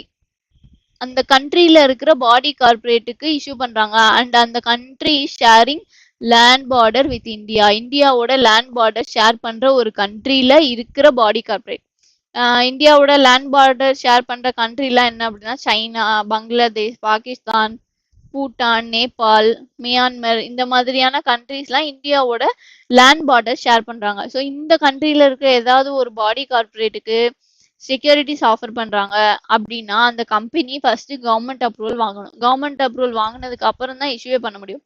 when a company makes an offer to a body corporate incorporated in or a national of body corporate இல்ல, even to a QIB or any other person, ஒரு person அங்க வாழ்ற ஒரு பர்சனுக்கு, பாடி கார்பரேட்னு இல்லை யாரா வேணா இருக்கலாம், அந்த கண்ட்ரில இருக்கிற ஒரு பர்சனுக்கு ஷேர்ஸ் ஆஃபர் பண்றாங்க அப்படின்னா a country which shares land border with India unless obtain government approval பண்ணாம இஷ்யூ பண்ண முடியாது. தென் அப்ளிகபிள் அப்ளிகேஷன் ஃபார்ம். இதுல என்ன சொல்றாங்க அப்படின்னா பிரைவேட் பிளேஸ்மெண்ட் அந்த அப்ளிகேஷன் ஃபார்ம் வந்து PAS 4ல இருக்கணும். ஒவ்வொரு ஃபார்முமே ஒவ்வொரு நம்பர் இருக்கணும், ஒவ்வொரு ஃபார்முக்கும் ஒரு நம்பர் இருக்கணும். அண்ட் ஒவ்வொரு ஃபார்மும் பர்டிகுலரா அந்த பர்சனை அட்ரஸ் பண்ணி இருக்கணும். யாருக்கு அனுப்புறாங்களோ அந்த பர்சனுக்கு அட்ரஸ் பண்ணி இருக்கணும். Address specifically to the person. It can be either in writing or electronic mode. Sent within 13 days. 30 daysக்குள்ள சென்ட் பண்ணணும். இஷ்யூ ஓபன் பண்றதுக்கு முன்னாடி 30 daysக்குள்ள சென்ட் பண்ணணும். நோ பர்சன், இதுல என்ன சொல்லியிருக்காங்கன்னா ரைட் ஆஃப் ரெனவுன்சியேஷன் கிடையாது, ரெனவுன்சியேஷன் பண்ண முடியாது. அதுதான் டிஃபரன்ஸ் வேர்ட்ஸ்ல சொல்றாங்க. No person other than the person so address allowed to apply through the application form. யாருக்கு அப்ளிகேஷன் ஃபார்ம் போயிருக்கோ அவங்க மட்டும்தான் அப்ளை பண்ண முடியும், மற்ற யாரும் அவங்க பண்ண முடியாது. சப்போஸ் அப்படி பண்ணாங்க அப்படின்னா shall be invalid, it will B void. Maintaining complete records. Once private placement பண்ணதுக்கு அப்புறம் அந்த கம்பெனி வந்து பிரைவேட் பிளேஸ்மெண்ட் டீடைல்ஸை கம்ப்ளீட்டா ரெக்கார்ட் பண்ணி வைக்கணும். In form PAS 5 manner of subscribing to the private placement. எப்படி பிரைவேட் பிளேஸ்மெண்ட்டுக்கு சப்ஸ்கிரைப் பண்ணுவாங்கன்னா அந்த அவங்களுக்கு அனுப்புன அந்த அப்ளிகேஷன்லயே அப்ளிகேஷன் மணியை பே பண்ணி அந்த அப்ளிகேஷனை வச்சு சப்ஸ்கிரைப் பண்ணிடலாம். May apply through the same letter along with subscription money. Subscription money வந்து கேஷ்ல பே பண்ண கூடாது. Cheque or demand draft other banking channel மூலமா தான் பே பண்ண முடியும், கேஷ்ல பே பண்ண முடியாது. Company shall keep the record of bank account. எந்த பேங்க் அக்கௌண்ட்ல மணி வருது அப்படிங்கிற ரெக்கார்டை கம்பெனி மெயின்டைன் பண்ணணும். சப்போஸ் ஜாயிண்ட் ஹோல்டர்ஸா இருந்தாங்க அப்படின்னா அந்த அப்ளிகேஷன் ஃபார்ம்ல யாரோட நேம் ஃபர்ஸ்ட் இருக்கு, சப்போஸ் ஜெயம், ராம், ஷாம் இந்த 3 பேருக்கு அப்ளிகேஷன் போகுது அப்படின்னா ஜெயமோட நேம் தான் ஃபர்ஸ்ட் இருக்கு. ஸோ ஃபர்ஸ்ட் யார் நேம் இருக்கோ அவங்களோட பேங்க் அக்கௌண்ட்ல இருந்து தான் அப்ளிகேஷன் மணி போகணும். Shall be paid from the bank account of the person whose names appear first in the application. அந்த கம்பெனி அந்த அந்த மாதிரி ரிசீவ் ஆன அப்ளிகேஷன் மணியை ஒன்று அலாட்மெண்ட் பண்ணுறதுக்கு யூஸ் பண்ணணும், இல்லைன்னா ரிட்டர்ன் பண்ணுறதுக்கு யூஸ் பண்ணணும், வேற எதுக்கும் யூஸ் பண்ணக்கூடாது. Shall not utilise money unless allotment is made and return of allotment is file. Okay, successful அலாட்மெண்ட்டாக இருந்ததுன்னா அலாட்மெண்ட் முடிஞ்சதுக்கு அப்புறம் தான் அந்த கம்பெனி அந்த மணியை யூஸ் பண்ணும். ரிஜிஸ்டாருக்கு அலாட்மெண்ட் ஃபைல் பண்ணதுக்கு அப்புறம் தான் அந்த மணியை யூஸ் பண்ண முடியும். தென் லிமிட் ஆன் ஃப்ரெஷ் ஆஃபர் இதுல என்ன சொல்றாங்க அப்படின்னா, ஒரு ஒரு ஒரு கம்பெனி வந்து பிரைவேட் பிளேஸ்மெண்ட் ஆஃபர் ஒன்று இஷ்யூ பண்றாங்க அப்படின்னா அந்த ஆஃபர் முடிஞ்சதுக்கு அப்புறம் தான் இன்னொரு ஆஃபருக்கே போகணும். சைமல்டேனியஸா அந்த கம்பெனி 2 ஆஃபர் பண்ணலாமானா பண்ணக்கூடாது. அப்படி பண்ணா என்ன ஆயிடும்னா ரெண்டாவது ஆஃபர் பப்ளிக் ஆஃபர் ஆயிடும். சே ஃபார் எக்ஸாம்பிள், அந்த கம்பெனி வந்து ஏப்ரல்ல டூ டூ இல்ல 150 பீப்புளுக்கு ஈக்விட்டி ஷேர் இஷ்யூ பண்றாங்க பிரைவேட் பிளேஸ்மெண்ட்ல. இதை வந்து பிரைவேட் பிளேஸ்மெண்ட். அதே கம்பெனி இந்த இந்த ஏப்ரல் வந்து let's take first April issue பண்றாங்க. அந்த இஷ்யூ முடியறதுக்கு முன்னாடியே 12th ஏப்ரல்ல அந்த கம்பெனி மறுபடியும் ஒரு 150 பீப்புளுக்கு டிபெஞ்சர்ஸ் இஷ்யூ பண்றாங்க. இதுவும் ஆக்சுவலி பிரைவேட் பிளேஸ்மெண்ட் தான். பட் என்னன்னா இந்த இஷ்யூ முடியறதுக்கு முன்னாடியே ஃபர்ஸ்ட் இஷ்யூ முடியறதுக்கு முன்னாடியே இந்த இஷ்யூ செகண்ட் இஷ்யூ போயிட்டாங்க. ஸோ என்ன ஆயிடுச்சு அப்படின்னா இந்த செகண்ட் இஷ்யூவை பப்ளிக் இஷ்யூவா தான் கன்சிடர் பண்ணுவாங்க. It will not be consider as a private placement. It will be deemed to be a public issue. No offer unless an allotment made earlier have been completed or that offer or invitation have been withdrawn or abandoned by the company. Once அந்த offer முடிஞ்சிருக்கணும், இல்லைன்னா அந்த கம்பெனியை withdraw பண்ணியிருக்கணும். அப்படின்னா தான் second offer போக முடியும். If not complied it is a public offer. இது வந்து ஒரு ப்ராக்டிக்கல் கொஸ்டின்ல இந்த கொஸ்டின் வந்திருக்கும். ஸோ அதை பார்த்து நான் இங்கே வந்து நோட் பண்ணி வச்சிருக்கேன். அந்த கொஸ்டின் பார்க்கும்போது இந்த ப்ராவிஷன் வந்து பார்க்கலாம். அதே மாதிரி ஒரு கம்பெனி வந்து மேக்சிமம் 1 இயருக்கு 200 பீப்புளுக்கு தான் இஷ்யூ பண்ண முடியும் நம்ம பார்த்தோம். அந்த 200 பீப்புளுக்கு 1 இஷ்யூல பண்ணுமானா கிடையாது. அந்த கம்பெனி வந்து மல்டிபிள் இஷ்யூ பண்ணலாம், ஆனா 200 பீப்புளுக்கு மேல பண்ணக்கூடாது. சரி, ஃபார் எக்ஸாம்பிள் இந்த இது வந்து நம்ம பின்னாடி நான் ஒரு ஒரு எக்ஸாம்பிள் வச்சிருக்கேன், அதுல பார்க்கும்போது அவங்களுக்கு புரிஞ்சிடும். Then time limit for allotment of securities. இதுல என்ன சொல்றாங்க அப்படின்னா, நம்ம ஃபர்ஸ்ட் வந்து அந்த டேபிளை பார்க்கலாம். டேபிளை பார்த்துட்டு அதுக்கப்புறமா அடுத்த ப்ராவிஷனுக்கு வரலாம். ஓகே, இதுல வந்து நான் கொஸ்டின் கேட்குறேன். ஃபர்ஸ்ட் வந்து நீங்க வந்து கொஸ்டினை பாஸ் பண்ணி வீடியோவை பாஸ் பண்ணிட்டு உங்களுக்கு என்ன ஆன்சர் தோணுது அப்படின்னு சொல்லிட்டு நீங்க ஃபர்ஸ்ட் பாருங்க. அதுக்கப்புறமா நான் என்ன ஆன்சர் சொல்றேன் அப்படிங்கிறத அதுக்கப்புறமா பார்க்கலாம். ஸோ ஃபர்ஸ்ட் என்ன பண்றாங்க அப்படின்னா ஈக்விட்டி ஷேர் இஷ்யூ பண்றாங்க அந்த கம்பெனி. ஏப்ரல் 25னா 2025, 200னா 200 பீப்புளுக்கு இஷ்யூ பண்றாங்க. ஏப்ரல் 25ல 200 பீப்புளுக்கு இஷ்யூ பண்றாங்க. அதே கம்பெனி ஏப்ரல் 26ல அதே ஈக்விட்டி ஷேரை 200 பீப்புளுக்கு யூஸ் பண்றாங்க. இது வேலிடா இல்லையா? வீடியோ பாஸ் பண்ணிட்டு உங்களோட ஆன்சரை நோட் பண்ணி வச்சுக்கோங்க. நான் ஃபர்ஸ்ட் இப்போ வேலிடா இல்லையான்னு சொல்றேன், அதுக்கப்புறமா ஏன் வேலிட் ஏன் இன்வேலிட் அப்படிங்கிறத நான் சொல்றேன். இது வந்து வேலிட். அதே மாதிரி ஒரு கம்பெனி வந்து ஈக்விட்டி ஷேர் இஷ்யூ பண்றாங்க. ஏப்ரல் 25ல 200 பீப்புளுக்கு இஷ்யூ பண்றாங்க. அதே கம்பெனி ஜூலை 25ல 200 பீப்புளுக்கு அதே ஈக்விட்டி ஷேரை இஷ்யூ பண்றாங்க. இது வேலிடா இன்வேலிடா? It is invalid. அதே மாதிரி ஒரு கம்பெனி ஈக்விட்டி ஷேரை ஏப்ரல் 25ல 150 பீப்புளுக்கு இஷ்யூ பண்றாங்க. அதே கம்பெனி அதே ஈக்விட்டி ஷேரை ஜூலை 25ல 50 பீப்புளுக்கு இஷ்யூ பண்றாங்க. இது வேலிடா இன்வேலிடா? It is valid. அது மாதிரி ஒரு கம்பெனி வந்து ஈக்விட்டி ஷேரை ஏப்ரல் 25ல 200 பீப்புளுக்கு இஷ்யூ பண்றாங்க. அதே கம்பெனி ஜூலை 25ல டிபெஞ்சர்ஸை 200 பீப்புளுக்கு இஷ்யூ பண்றாங்க. இது வேலிடா இன்வேலிடா? It is valid. ஓகே, இப்போ ஏன் வேலிட் ஏன் இன்வேலிட்னு பார்ப்போம். இது ஏன் வேலிட் அப்படின்னா இந்த 200ங்கிற லிமிட் வந்து ஒரு ஃபினான்ஷியல் இயருக்கு தான். ஸோ ஒரு ஃபினான்ஷியல் இயருக்கு 200, நெக்ஸ்ட் ஃபினான்ஷியல் இயருக்கு தான் அவங்க 200 இன்னொரு 200 இஷ்யூ பண்றாங்க. So it is valid. இந்த கேஸ்ல ஏன் இன்வேலிட்? இங்கேயும் ஒரு இங்க ஏன் இன்வேலிட் அப்படின்னா அதை ஃபர்ஸ்ட் பார்த்த அதே கண்டிஷன் தான். ஃபர்ஸ்ட் பார்த்தா அதே கண்டிஷன் தான். அந்த கம்பெனி ஒரே இயர்ல 400 பீப்புள் ஒரே செக்யூரிட்டியை இஷ்யூ பண்றாங்க. அப்படி பண்ணக்கூடாது. ஒரு 1 இயர்ல ஒரு செக்யூரிட்டிக்கு 200 தான். இது சேம் இயர்ல 400 இஷ்யூ பண்றாங்க. That is invalid. இந்த இஷ்யூ வேலிட், இந்த இஷ்யூ மட்டும்தான் இன்வேலிட். இன்வேலிட் நான் என்ன மீன் பண்றேன்னா இப்படி பண்ண முடியாது அப்படிங்கறத மீன் பண்றேன். இந்த கேஸ்ல என்ன நடக்கும்னா இது வேலிட் இஷ்யூவா இருக்கும், இது வந்து இன்வேலிடா இருக்கும். சாரி, இது வந்து பப்ளிக் இஷ்யூ ஆயிடும். இந்த 200 வந்து அவங்க பப்ளிக் இஷ்யூவா கன்சிடர் பண்ணுவாங்க.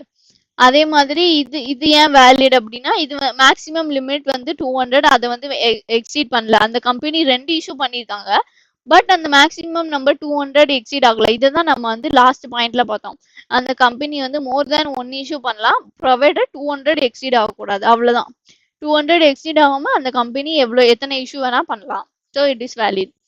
இங்க என்ன சொல்லியிருக்காங்க, இங்க என்ன கொடுத்துருக்காங்க அப்படின்னா ஒரே இயர்ல 200 400 வருது. அப்புறம் எப்படி இது வேலிடு அப்படின்னா இது வேற வேற செக்யூரிட்டிஸ். இந்த 200 லிமிட்ங்கிறது ஒவ்வொரு செக்யூரிட்டிக்கும் 200, ஈக்விட்டிக்கு 200, டிபெஞ்சர்ஸ்க்கு 200 அப்படின்னு இந்த 200 லிமிட் வந்து ஒவ்வொரு செக்யூரிட்டி வைஸா பார்க்கணும். ஸோ இந்த கேஸ்ல இது வேற வேற செக்யூரிட்டிஸ்க்கு 200 இஷ்யூ பண்ணதுனால இதுவுமே வேலிட் தான். Hope you understood the point.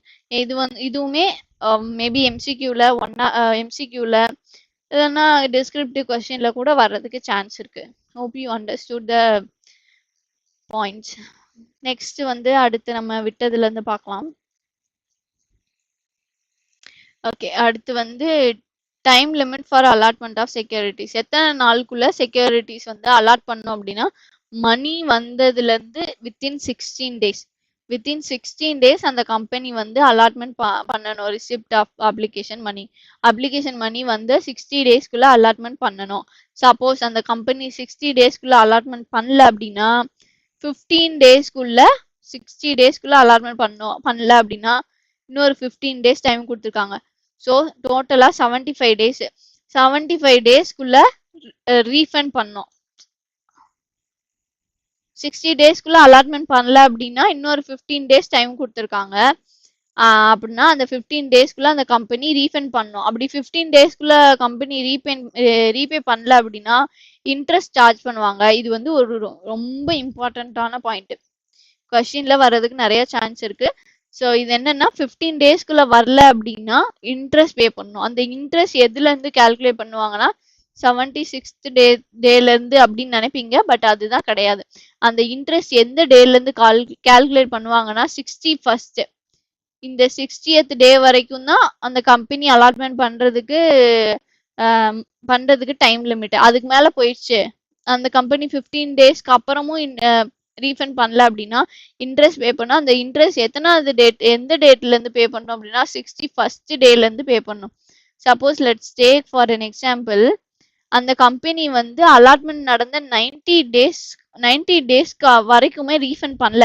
90th டே தான் ரீஃபண்ட் பண்றாங்க. இந்த 90th டேல தான் ரீஃபண்ட் பண்றாங்க அப்படின்னா அந்த கம்பெனி வந்து இன்ட்ரெஸ்ட் பே பண்ணணும். எந்த டேல இருந்து எத்தனை நாளைக்கு இன்ட்ரெஸ்ட் பே பண்ணணும்னா 60 டேஸ்ல இருந்து அந்த அலாட்மெண்ட் ரீஃபண்ட் பண்ற அந்த 90 டேஸ், தட் இஸ் 30 டேஸ்க்கு அந்த கம்பெனி இன்ட்ரெஸ்ட் பே பண்ணணும்.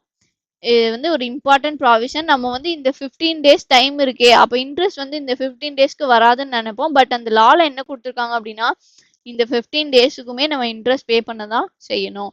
ஸோ வந்து அவங்க வந்து 30 டேஸ்க்கு இன்ட்ரெஸ்ட் பே பண்ணுவாங்க. இந்த கேஸ்ல fails to repay the application money within the 16 days, liable to repay that money with interest at the rate of 12%. 12% எவ்வளோ இன்ட்ரெஸ்ட் ரேட்னா 12%. 12%. அங்க ஒரு இடத்துல 15 பார்த்தோம்ல, அது என்னன்னா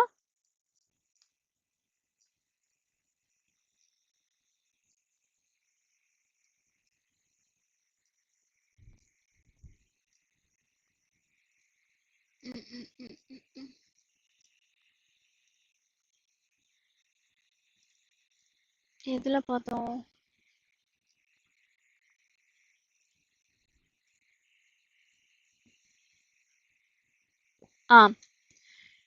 அப்ளிகேஷன் மணியை ரிட்டர்ன் பண்றதுக்கு தான் 15% ஆஃப் அப்ளிகேஷன் மணியை ரிட்டர்ன் பண்ணலன்னா 15% இன்ட்ரெஸ்ட். அலாட்மெண்ட் மணி அப்ளிகேஷன் இதுவும் அதுவும் ஒண்ணுதானே. சாரி, இது வந்து பப்ளிக் இஷ்யூக்கு. சாரி, நான் கன்ஃபியூஸ் ஆயிட்டேன். இது வந்து பப்ளிக் இஷ்யூக்கு, இது வந்து பிரைவேட் இஷ்யூக்கு. பப்ளிக் இஷ்யூக்கு வந்து 15%, பிரைவேட் பிளேஸ்மெண்ட்டுக்கு வந்து 12%. Sorry for the confusion. 15%ங்கிறது பப்ளிக் இஷ்யூக்கு, 12%ங்கிறது பிரைவேட் இஷ்யூக்கு. ஸோ மணி ரிசீவ்டு, அந்த ரிசீவ் ஆன மணி எல்லாம் செப்பரேட் பேங்க் அக்கௌண்ட்ல வச்சிருக்கணும். அந்த மணி எதுக்கு யூட்டிலைஸ் பண்ணணும் அப்படின்னா, அட்ஜஸ்ட்மெண்ட் அகைன்ஸ்ட் அலாட்மெண்ட், அலாட்மெண்ட் பண்றதுக்கு யூஸ் பண்ணணும், இல்லைன்னா ரீபேமெண்ட் பண்றதுக்கு யூஸ் பண்ணணும். வேற எதுக்கும் அந்த கம்பெனி யூஸ் பண்ண முடியாது. Then prohibition and public advertisement, private placement பண்றாங்க அப்படின்னா அந்த கம்பெனி பப்ளிக் அட்வர்டைஸ்மெண்ட் பண்ணக்கூடாது, பண்ண முடியாது. that is not allowed. And then filing of return of allotment. Once allotment பண்ணதுக்கு அப்புறம் அந்த company return of allotment file பண்ணும். எத்தனை நாள், என்ன ஃபார்ம்ல அப்படின்னா ஃபார்ம் PAS 3ல சப்மிட் பண்ணும். எத்தனை நாளைக்குள்ள அப்படின்னா 15 days. அலாட்மெண்ட் நடந்த 15 டேஸ்க்குள்ள சப்மிட் பண்ணும். அதுல இந்தந்த டீடைல்ஸ்லாம் இருக்கணும். என்னென்னா name, address, permanent PAN number, email ID of the security holder, சப்ஸ்கிரைபரோட டீடைல்ஸ், என்ன செக்யூரிட்டி, என்ன class of security, date of allotment, number of securities and consideration received, எவ்வளோ கன்சிடரேஷன் இஷ்யூ பண்ணியிருக்காங்க. Suppose consideration for other than கேஷ்னா என்ன consideration receive பண்ணாங்க, அசட்டா இருந்தால் அசட்டோட value, அந்த மாதிரியான டீட்டெயில்ஸ்லாம் கொடுக்கணும். Next default. Suppose return of allotment file பண்ணல, அதில் டிஃபால்ட் இருக்கு அப்படின்னா company promoters directors will be liable for each default 1000 rupees for each day. ஒவ்வொரு நாளும் அந்த டிஃபால்ட் கண்டினியூ ஆகுற எவ்ரி டேக்கும் 1000 rupees, not exceeding 25 lakhs rupees, not exceeding 25 lakhs rupees. Punishment. Punishment for contravening, ஏதாவது ப்ராவிஷனை கான்ட்ராவெண்ட் பண்ணி இஷ்யூ பண்றாங்க அப்படின்னா அந்த கம்பெனி ஷுட் ரீஃபண்ட், அந்த அப்ளிகேஷன் மணி எல்லாம் ரீஃபண்ட் பண்ணும். All monies along with interest. என்ன ரேட்ல அப்படின்னா 12% ரேட்ல ரிட்டர்ன் பண்ணும் to the subscribers within a period of 30 days. 30 daysக்குள்ள ரிட்டர்ன் பண்ணும். அதே மாதிரி promoters directors shall have a fine. எவ்வளோ ஃபைன்னா amount raised through private placement or 2 crore rupees whichever is lower. Amount raised through private placement or 2 crore rupees whichever is low. அடுத்து இப்போ நம்ம வந்து ரிமைனிங் இருக்கிற ஒரே ஒரு டாபிக் வந்து ஜிடிஆர். ஸோ ஜிடிஆர் பற்றி பார்த்துலாம். அதே மாதிரி நம்ம ஸ்டார்டிங்கில் கொஞ்சம் ஜிடிஆருக்கு ரிலேட்டடான ஒரு சில ப்ராவிஷன்ஸ் மட்டும் பார்க்கல, அதையும் பார்த்துருவோம். ஃபர்ஸ்ட் வந்து ஜிடிஆர்னா என்ன அப்படின்னா, ஒரு இந்தியன் கம்பெனி இருக்கு. அந்த கம்பெனி வந்து ஃபாரின் எக்ஸ்சேஞ்சில் கேபிட்டல் ரைஸ் பண்ணும்.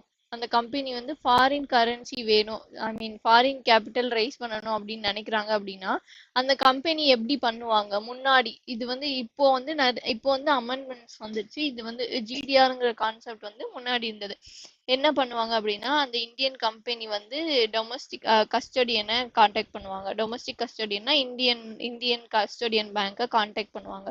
இந்த மாதிரி எங்களுக்கு ஃபாரின் எக்ஸ்சேஞ்சில் கேபிட்டல் ரைஸ் பண்ணோம் அப்படின்னு சொல்லிட்டு அவங்களோட ஈக்விட்டி ஷேர் எல்லாம் இந்த டொமஸ்டிக் கம்பெனிகிட்ட டிரான்ஸ்ஃபர் பண்ணுவாங்க. இந்த டொமஸ்டிக் கம்பெனி என்ன பண்ணும் அப்படின்னா இவங்க வந்து ஒரு டெபாசிட்டரி, ஓவர்சீஸ் டெபாசிட்டரி, ஒரு ஃபாரின் கண்ட்ரில இருக்கிற ஒரு டெபாசிட்டரியை கான்டாக்ட் பண்ணி இந்த மாதிரி இந்த இந்தியன் கம்பெனிக்கு வந்து ஃபாரின் கேபிட்டல் ரைஸ் பண்ணணும் அப்படின்னு சொல்லி அவங்க சொல்லுவாங்க. ஒன்ஸ் அந்த ஓவர்சீஸ் டெபாசிட்டரி வந்து அப்ரூவ் பண்ணிட்டாங்க, அக்செப்ட் பண்ணிட்டாங்க அப்படின்னா இந்த ஈக்விட்டி ஷேர்ஸ் வந்து கஸ்டோடியன் கிட்ட தான் இருக்கும். பட் யார் நேம்ல இருக்கும் அப்படின்னா டெபாசிட்டரி நேம்ல இருக்கும். அந்த கம்பெனியோட ஈக்விட்டி ஷேர்ஸை டெபாசிட்டரி நேமுக்கு டிரான்ஸ்ஃபர் பண்ணிடுவாங்க. பட் அந்த கஸ்டோடியன் தான் வச்சிருப்பாரு அந்த ஈக்விட்டி ஷேர்ஸை. ஸோ இதுக்காக அவங்க போடுற அக்ரிமெண்ட் தான் கஸ்டடியன் அக்ரிமெண்ட். இந்த மாதிரி நான் உன்னோட பேர்ல இந்த இந்தியன் கம்பெனியோட ஈக்விட்டி ஷேர்ஸை ஐ வில் நான் வந்து வச்சிருக்கிறேன், உனக்கு கஸ்டடியா இருந்து நான் அந்த ஷேர்ஸை வச்சுக்கிறேன் அப்படின்னு சொல்லிட்டு அவங்க ஒரு அக்ரிமெண்ட் போடுவாங்க. அதுதான் கஸ்டடியன் அக்ரிமெண்ட். ஸோ இந்த ஓவர்சீஸ் டெபாசிட்டரி என்ன பண்ணும் அப்படின்னா இந்த ஈக்விட்டி ஷேருக்கு பதிலான்னு சொல்ல முடியாது, and back of this equity shares என்ன பண்ணும் அப்படின்னா ஜிடிஆர்னு ஒன்று இஷ்யூ பண்ணுவாங்க. Global depository GDR receipt. இது வந்து எங்க இஷ்யூ பண்ணுவாங்கன்னா ஃபாரின் எக்ஸ்சேஞ்சில். இந்தியாவில் எப்படி என்எஸ்சி பிஎஸ்சி இருக்கு அதே மாதிரி ஒவ்வொரு கண்ட்ரிலையும் அந்தந்த கண்ட்ரிக்கு ஒரு ஃபாரின் எக்ஸ்சேஞ்ச் இருக்கும், ஸ்டாக் எக்ஸ்சேஞ்ச். ஸோ இந்த ஓவர்சீஸ் டெபாசிட்டரி என்ன பண்ணும் அப்படின்னா இந்த ஜிடிஆரை ஃபாரின் எக்ஸ்சேஞ்ச்க்கு இஷ்யூ பண்ணும். இந்த ஜிடிஆரை யார் யார் வாங்குறாங்களோ அந்த மணி, இந்த ஜிடிஆரை வாங்குற இன்வெஸ்டர்ஸ்லாம் மணி பே பண்ணுவாங்கல்ல, அந்த மணி இந்தியன் கம்பெனிக்கு வந்துடும். ஸோ அந்த கம்பெனிக்கும் ஃபாரின் கேபிட்டல் கிடைச்சிருச்சு. ஸோ இதெல்லாம் அந்த கம்பெனிக்கு ஃபாரின் கேபிட்டலும் கிடைச்சிருச்சு, ஜிடிஆர் இஷ்யூ பண்ணி கிடைக்கும். ஸோ இதுக்காக அந்த டெபாசிட்டரியும் கம்பெனியும் போடுற அக்ரிமெண்ட் தான் டெபாசிட்டரி அக்ரிமெண்ட். ஸோ இதுதான் ஹோல் கான்செப்ட். ஒரு ஜிடிஆர்னா எப்படி ஒர்க் ஆகுதுன்னா இப்படி தான் ஒர்க் ஆகுது. ஸோ அந்த ஈக்விட்டி ஷேர்ஸ் வந்து டெபாசிட்டரி நேம்ல தான் இருக்கும். அந்த டெபாசிட்டரி என்ன பண்ணுவாங்கன்னா இந்த ஜிடிஆர் இஷ்யூ பண்ணுவாங்க. இந்த ஷேர்ஸுக்கு on back of this shares, இந்த ஷேர்ஸுக்கு ஒரு செக்யூரிட்டி மாதிரி ஜிடிஆர் இஷ்யூ பண்ணுவாங்க. இதை வாங்குறவங்களோட மணி வந்து அந்த கம்பெனி, இந்தியன் கம்பெனிக்கு போகும். So a global depository receipt is a general name for depository receipt where certificate issued by a depository bank which purchases shares, shares of a foreign companies. Foreign கம்பெனிஸ்னா Indian company தான். அந்த டெபாசிட்டரிக்கு India வந்து ஒரு foreign கம்பெனில, so Indian கம்பெனியை தான் இங்கே foreign கம்பெனின்னு சொல்றாங்க. Which purchases shares of a foreign company creates a security. இந்த செக்யூரிட்டி தான் GDR. Create a security on local exchange backed by those shares. GDR as per section 244 of this act means any instrument in the form of depository receipt by whatever name called created by a foreign depository outside India and authorized by the company making an issue of such depository. அதாவது authorized by the Indian company தான் அந்த issue பண்றாங்க. Then company may issue depository receipt in any foreign country after passing special resolution. இந்த மாதிரி GTR issue பண்ணணும்னா அந்த company வந்து first வந்து ஸ்பெஷல் ரிசல்யூஷன் பாஸ் பண்ணியிருக்கணும். அப்படி ஸ்பெஷல் ரிசல்யூஷன் பாஸ் பண்ணாதான் ஜிடிஆர் இஷ்யூ பண்ண முடியும். Then manner and the form of depository receipt. அந்த டெபாசிட்டரி அந்த ஃபாரின் எக்ஸ்சேஞ்சில் இஷ்யூ பண்ணுறது பப்ளிக் இஷ்யூவாகவும் இஷ்யூ பண்ணலாம். அப்படி இல்லைன்னா ஃபாரின் எக்ஸ்சேஞ்ச் போகாமல் ஃபாரின் கண்ட்ரியில் இருக்கிற செட் ஆஃப் பீப்புள்ஸுக்கு பிரைவேட் பிளேஸ்மெண்ட்டாகவும் இஷ்யூ பண்ணலாம். Public offer or private placement in any manner prevalent in the concerned jurisdiction. அந்த கம்பெனியில் இருக்கிற வேற ஏதாவது மெத்தட் கூட யூஸ் பண்ணலாம். It may be issued against issue of new shares or may be sponsored against the shares held by the share holders. அது new ஷேர்ஸை கூட ஜிடிஆரா இஷ்யூ பண்ணலாம். அப்படி இல்லைன்னா அந்த கம்பெனியோட எக்ஸிஸ்டிங் ஷேர் ஹோல்டர்ஸோட ஷேர்ஸை ஜிடிஆரா இஷ்யூ பண்ணலாம். அப்படி இஷ்யூ பண்றாங்க அப்படின்னா அந்த கம்பெனிக்கு ஃபாரின் கரன்சி, ஃபாரின் கேபிட்டல் வராது. அந்த எக்ஸிஸ்டிங் ஷேர் ஹோல்டருக்கு தான் அந்த ஃபாரின் கேபிட்டல் வரும். Then comes the voting rights. நம்ம ஆல்ரெடி நம்ம பார்த்த மாதிரி அந்த அந்த ஈக்விட்டி ஷேர்ஸ் வந்து யார் பேர்ல இருக்கும்னா டெபாசிட்டரி பேர்ல தான் இருக்கும். ஜிடிஆர் தான் இன்வெஸ்டர் பேர்ல இருக்கும். ஸோ ஓட்டிங் ரைட்ஸ்ன்னு பார்க்கும்போது யார் ஷேரை வச்சிருக்காங்களோ அவங்களுக்கு தான் ஓட்டிங் ரைட்ஸ். இந்த கேஸ்ல டெபாசிட்டரி வச்சிருக்காரு. ஸோ டெபாசிட்டரிக்கு தானே ஓட்டிங் ரைட்ஸ் போகும். Yes, correct. டெபாசிட்டரிக்கு தான் ஓட்டிங் ரைட்ஸ் போகும். அவர் எப்படி ஓட் பண்ணுவாங்க அப்படின்னா அந்த டெபாசிட்டரிக்கும் அந்த ரெசிப்ட், அந்த ஹோல்டர்ஸ் ஆஃப் டெபாசிட்டரி ரெசிப்ட், அந்த ரெசிப்ட் ஹோல்ட் பண்ணவங்களுக்கும் இடையில என்ன அக்ரிமெண்ட் போட்டிருக்காங்களோ அதுக்கேற்ற மாதிரி ஓட்டிங் ரைட்ஸ் இருக்கும். மேபி இந்த டெபாசிட்டரி அவங்கள கன்சல்ட் பண்ணிட்டு ஓட்டிங் போடுற மாதிரி இருக்கும். இல்லைன்னா டெபாசிட்டரி அவங்களோட இஷ்டத்துக்கு ஓட்டிங் போற மாதிரி. அது வந்து அந்த அக்ரிமெண்ட்ல என்ன சொல்லிருக்காங்களோ அதுக்கேற்ற மாதிரி இருக்கும். Until the conversion overseas depository shall entitled to vote on behalf of the holders of depository receipt in accordance with the provisions of the agreement entered into between the depository and the holders of depository receipts and the company in this regard. Suppose அந்த share holder depository holder வந்து depository receipt holder வந்து அவரோட depository ரெசிப்டை ஷேரா convert பண்ணிட்டாரு அப்படின்னா in that case அவர் vote பண்ணலாம். Depository receipt entitle to vote as only on conversion. அவர் வந்து அவரோட டெபாசிட்டரி ரெசிப்டை கன்வெர்ட் பண்ணிட்டாரு இன்டு ஷேர்ஸ் அப்படின்னா he will be entitled to vote. So this is the whole concept of GDR. இதுதான் GDR பத்தின whole concept. So இப்போ வந்து டைரக்ட் லிஸ்டிங்ல என்ன கொடுத்திருந்தாங்க அப்படி சொல்லிட்டு பார்க்கலாம்.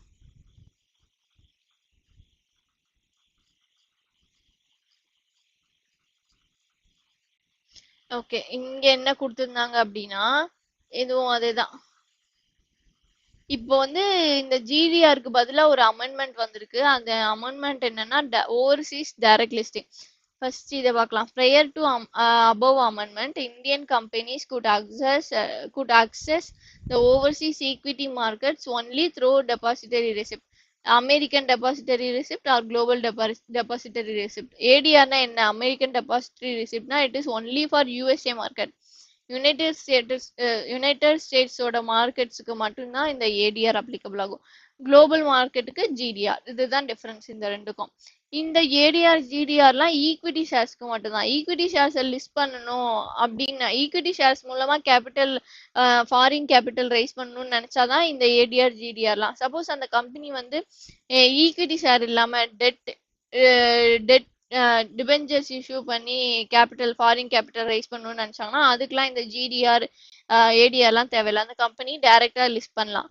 ஆர் பை லிஸ்டிங் தேர் டெப்ட் செக்யூரிட்டிஸ் ஆன் ஃபாரின் மார்க்கெட். இதுக்கு வந்து டெட் செக்யூரிட்டிஸ் வந்து இந்த ஏடிஆர் ஜிடிஆர் வந்து தேவையில்லை. since more and more businesses are going global, நிறைய குளோபலைசேஷன்லாம் நிறைய நடந்ததுனால and capital raised from across the border is cost effective.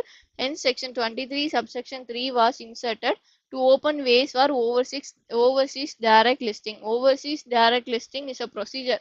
இதுல என்ன கொண்டு வந்துட்டாங்க அப்படின்னா இனிமே ஜிடிஆர் ஏடிஆர்லாம் தேவையில்லை. அது ரொம்ப காஸ்ட் இன்வால்வ் ஆயிருக்கு. ரொம்ப இன்டர்மீடியட்லாம் இன்வால்வ் ஆயிருக்காங்க. பெரிய ப்ராசஸ். ஸோ அதனால நீங்கெல்லாம் notified permissible foreign jurisdiction permissible கண்ட்ரியில நீங்க பெர்மிட்டட் ஸ்டாக் எக்ஸ்சேஞ்சில் பெர்மிசபிள் கண்ட்ரியில பெர்மிட்டட் ஸ்டாக் எக்ஸ்சேஞ்சில் நீங்க டைரக்டா உங்களோட ஈக்விட்டி ஷேர்ஸை லிஸ்ட் பண்ணலாம்.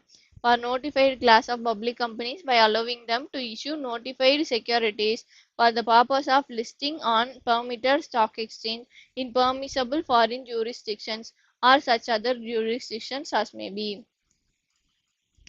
Okay, how overseas direct listing is different from ADR? இதுக்கும் ADR GDRக்கும் என்ன டிஃபரன்ட்னா டைரக்ட் லிஸ்டிங்ல இன்டர்மீடியரி இருக்க மாட்டாங்க. வித்தவுட் அன் இன்டர்மீடியரி இல்லாததுனால it decreases the overall cost. ADR GDRல அப்படி கிடையாது. இன்டர்மீடியரி அதாவது அந்த டெபாசிட்டரி பேங்க் இன்வால்வ் ஆகுறதுனால ஃபாரின் டெபாசிட்டரி பேங்க் இன்வால்வ் ஆகுறதுனால அந்த இன்டர்மீடியரி இன்வால்வ் ஆகுறதுனால it includes so much of cost. So இதுதான் whole concept of direct listing global GDR global depository receipt. Okay, now let's have a recap of நம்ம அந்த share அலாட்மெண்ட்ல இருந்து ஒரு recap பார்க்கலாம்.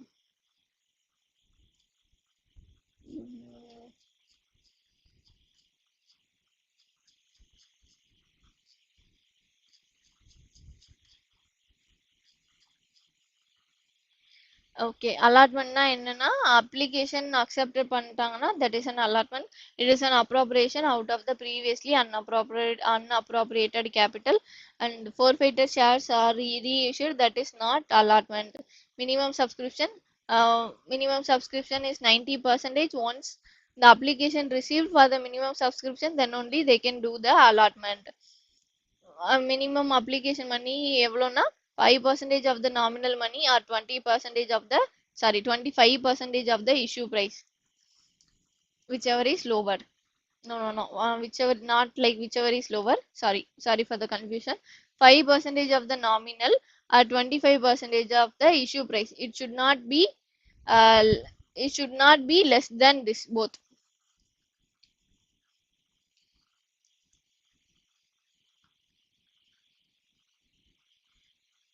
Then consequences, whichever is lower varadu. In this case, whichever is higher. Suppose 5% of nominal value comes to 15, 25% of issue price எவ்வளோ வருதுன்னா 20 வருது அப்படின்னா the issue application money should not be less than 20. So whichever is higher, here வந்து whichever is higher. So minimum amount subscribe பண்ணலன்னா within 30 days we need to refund the application money. No, sorry.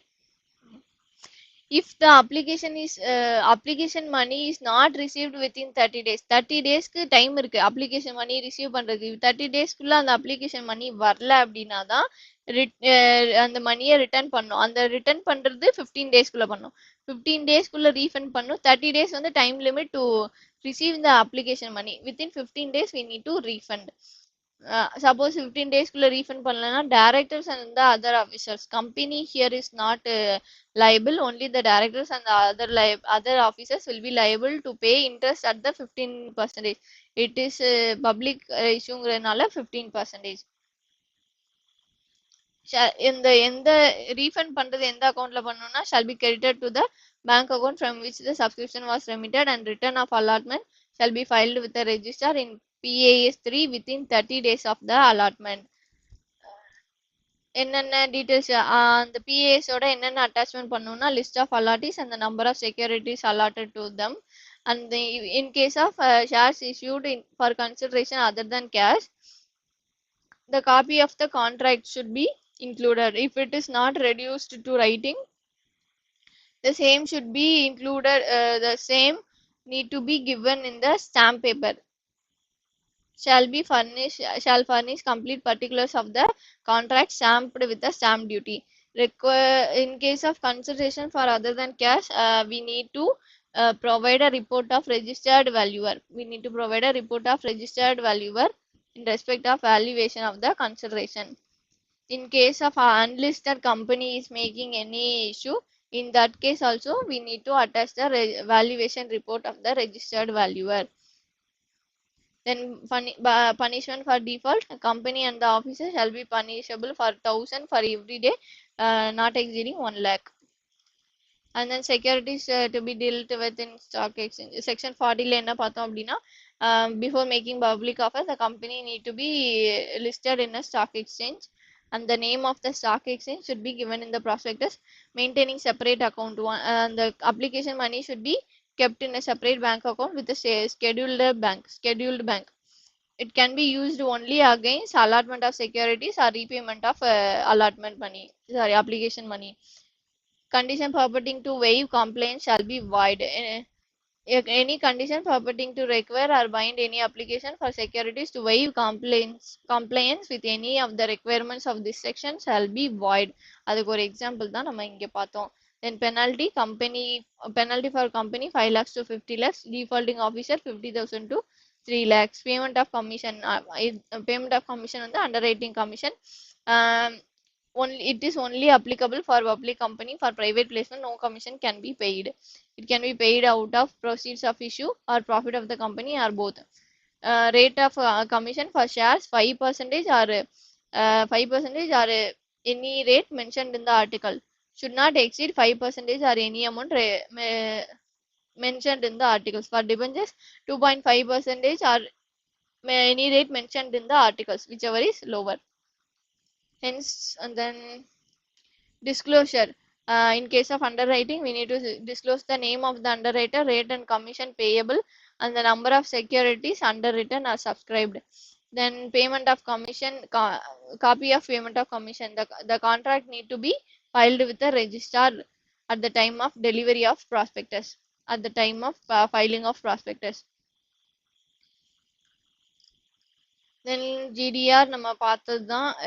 GDRனா Global Depository Receipt. This is for equity share. இதுக்கு ஒரு அல்டர்னேட்டிவா வந்தது தான் direct overseas direct listing. GDRல என்ன பண்ணுவாங்க அப்படின்னா, டெபாசிட்டரி இந்தியன் கம்பெனி வந்து டெபாசிட்டரி மூலமா GDR ஃபாரின் எக்ஸ்சேஞ்சில் லிஸ்ட் பண்ணி அதுல இருந்து ஃபாரின் கேபிட்டல் ரைஸ் பண்ணுவாங்க.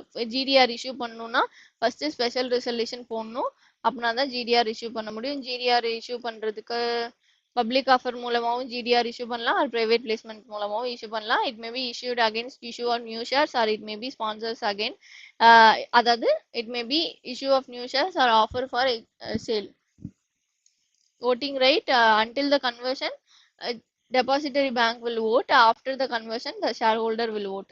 Private placement, it is an offer or invitation to a selected group of person. That selected group of person shall not exceed 200 in a financial year. This 200 limit is for particular security, each security. While calculating the 200 member, we should not include the qualified institutional buyer and the employees if the securities are offered under the scheme of employee stock option. If they bought the securities in the stock exchange directly, they will also be included. Only if it is offered under a ESOP, employee stock option, then only we should not include. This 200 limit is for each kind of security. Then private placement, if it is if the offer is made for more than 200 people, then it will be deemed to be a public offer.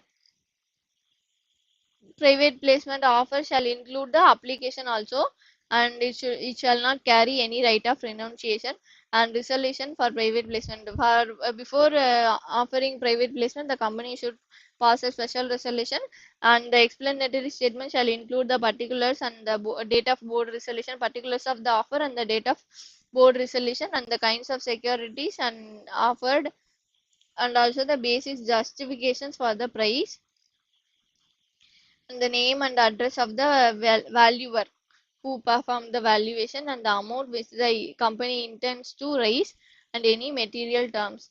In case of a non-convertible debentures, board resolution is sufficient if it does not exceed the specified limit. If it is exceeding the specified limit, special resolution is enough only once in a year. Special resolution can be passed only once in a year. In case of any issue to a qualified institutional buyer, uh, special resolution can be passed once in a year. No need to pass special resolution for every issue. Then filing of resolution with the registrar, once uh, copy of the resolution need to be filed with the registrar before the private placement offer, before the issue of private placement offer and application letter. Suppose the company is making offer to a national or a body corporate that is in the country that is sharing, that is in the country which is sharing land border with India, then the company need to get government approval. Then application form should be in PAS4, and it should be serially numbered, and it should be addressed specifically to the person, and it can be either in writing or electronic mode, and it should be sent within 30 days. Then no, this is the same point. Only the person to whom it is addressed, they can only apply. Any other person cannot apply. Then if they are any other person applied, then it will be treated invalid. Maintaining complete records, company need to maintain complete records of the private placement offer in PAS 5. And manner of subscribing, any person that identified persons can apply to the company through the application form with subscription money. Subscription money cannot be in cash, it can be in any other form but not in cash. And then company shall keep the record of the bank account from which such payment has been received. In case of joint holders, the person whose name is entered first in the application, he need to, from his account, the application money need to be paid. Then the company shall not utilize the money unless the allotment is made. Then limit on fresh offer, until the previous offer has been closed, no fresh sorry until the previous offer has been closed, no fresh offer can be made. No fresh offer unless the allotment made earlier has been completed, or the offer or invitation has been withdrawn or abandoned. Either it should be allotted or withdrawn or abandoned by the company. Maximum number of identified persons 200. Subject to the maximum number of identified person, a company at any time make more than one issue of securities to such class of identified persons as may be prescribed. Then time limit for allotment of securities, it should be allotted within 60 days. Suppose it is not allotted within 60 days, within 15 days we need to repay the money. If within 15 days it is not repaid, we need to repay the money with interest 12 percentage interest. That interest will be calculated from the expiry of the 60 days. Then monies received should be kept in a separate bank account, and it should be utilized only for the adjustment against rights and repayment of money. Prohibition for public advertisement. Any company going for public subscription cannot do advertisement for public. Then filing of return of allotment. Once the allotment is done, the company needs to file return of allotment in PAS3 within 15 days, and it shall have a complete list of all the alertees containing their particulars and the class of securities, date of allotment, and the number of securities held. If in case of consideration for other than cash, what is the consideration received, that also need to be mentioned. Then default in filing of the return of allotment, the company promoters directors shall be liable 1,000 for each day not exceeding 25 lakhs rupees. Punishment for contravening any of the provisions. In case the company need to refund the money with the interest, that is 12 percentage to the subscriber within 30 days. In case of promoters and directors, they will be liable to a fine that is equal to the amount raised through the private placement offer or 2 crore, whichever is lower. Then அவ்வளவுதான். So all the concepts are over. Let's see if there is any tricky question in the practical questions. Okay, here there is one typo. என்னன்னா இங்க வந்து minimum amount receivable on application is less தேன் 5% இருந்துச்சு அப்படின்னா, இந்த கொஸ்டின்ல என்ன கேட்டிருப்பாங்க அப்படின்னா, எந்தெந்த explain the various instances which make the allotment of securities as irregular allotment. அதாவது allotment எப்ப invalid போகும், irregular போகும் அப்படி கேட்டிருக்காங்க. அதுக்கு ஒரு பாயிண்ட் என்ன அப்படின்னா, if the minimum amount receivable on application is less than 25% of the nominal value of the securities offered or lower than the amount prescribed. இது actually 25% இல்ல, 5% தான். The amount specified by prescribed by the SEBI தான் 25% of issue price. So if the application money is less than 5% or 25% அப்படின்னா, then the offer வந்து invalid. It should not be less than. அந்த கண்டிஷனே என்னன்னா, it should not be less than. அதாவது whichever is higher, 5% மணி எவ்வளவு வருதுன்னு பார்க்கணும், 25% issue price எவ்வளவு வருதுன்னு பார்க்கணும். எது ஹையரோ அதுதான் அப்ளிகேஷன் மணியா இருக்கணும். அதை விட கம்மியா இருந்ததுன்னா தட் இஸ் இன்வேலிட். ஸோ அது ஒரு டைப்போ இருக்கு. தென் ஃபோர்த்து கொஸ்டின் வந்து it is not a tricky question, but கொஞ்சம் டிஃப்ரெண்டா சொல்லியிருப்பாங்க. என்னன்னா, unique builders limited decides to pay 2.5% of the value of debentures as underwriting commission. Underwriting commission டிபெஞ்சர்ஸ்க்கு 2.5% கொடுக்கலாம் அப்படின்னு சொல்லிட்டு அந்த கம்பெனி டிசைட் பண்ணிட்டாங்க to the underwriters, but the articles of the company authorizes only 2%. But the articles authorize only 2%. 2% underwriting commission on debentures. The company further decides to pay the underwriting commission in the form of flats. கேஷ்ல பே பண்ணாம பிளாட்டா அந்த company underwriting commission பே பண்றாங்க. அப்படி பண்ணலாமா பண்ணக்கூடாதா அப்படின்னா, இந்த இந்த கொஸ்டின்ல என்ன சொல்லியிருக்காங்க அப்படின்னா, பண்ணலாம். இந்த இந்த ஒரு பாயிண்ட்டுக்காக தான் இந்த கொஸ்டினே நான் சூஸ் பண்ணேன். No prohibition on payment of underwriting commission in kind. அதாவது அண்டர்ரைட்டிங் கமிஷன் கேஷ்லயோ செக்லயோ தான் பே பண்ணிருக்கணும் அப்படின்னு எந்த கண்டிஷனும் இல்ல.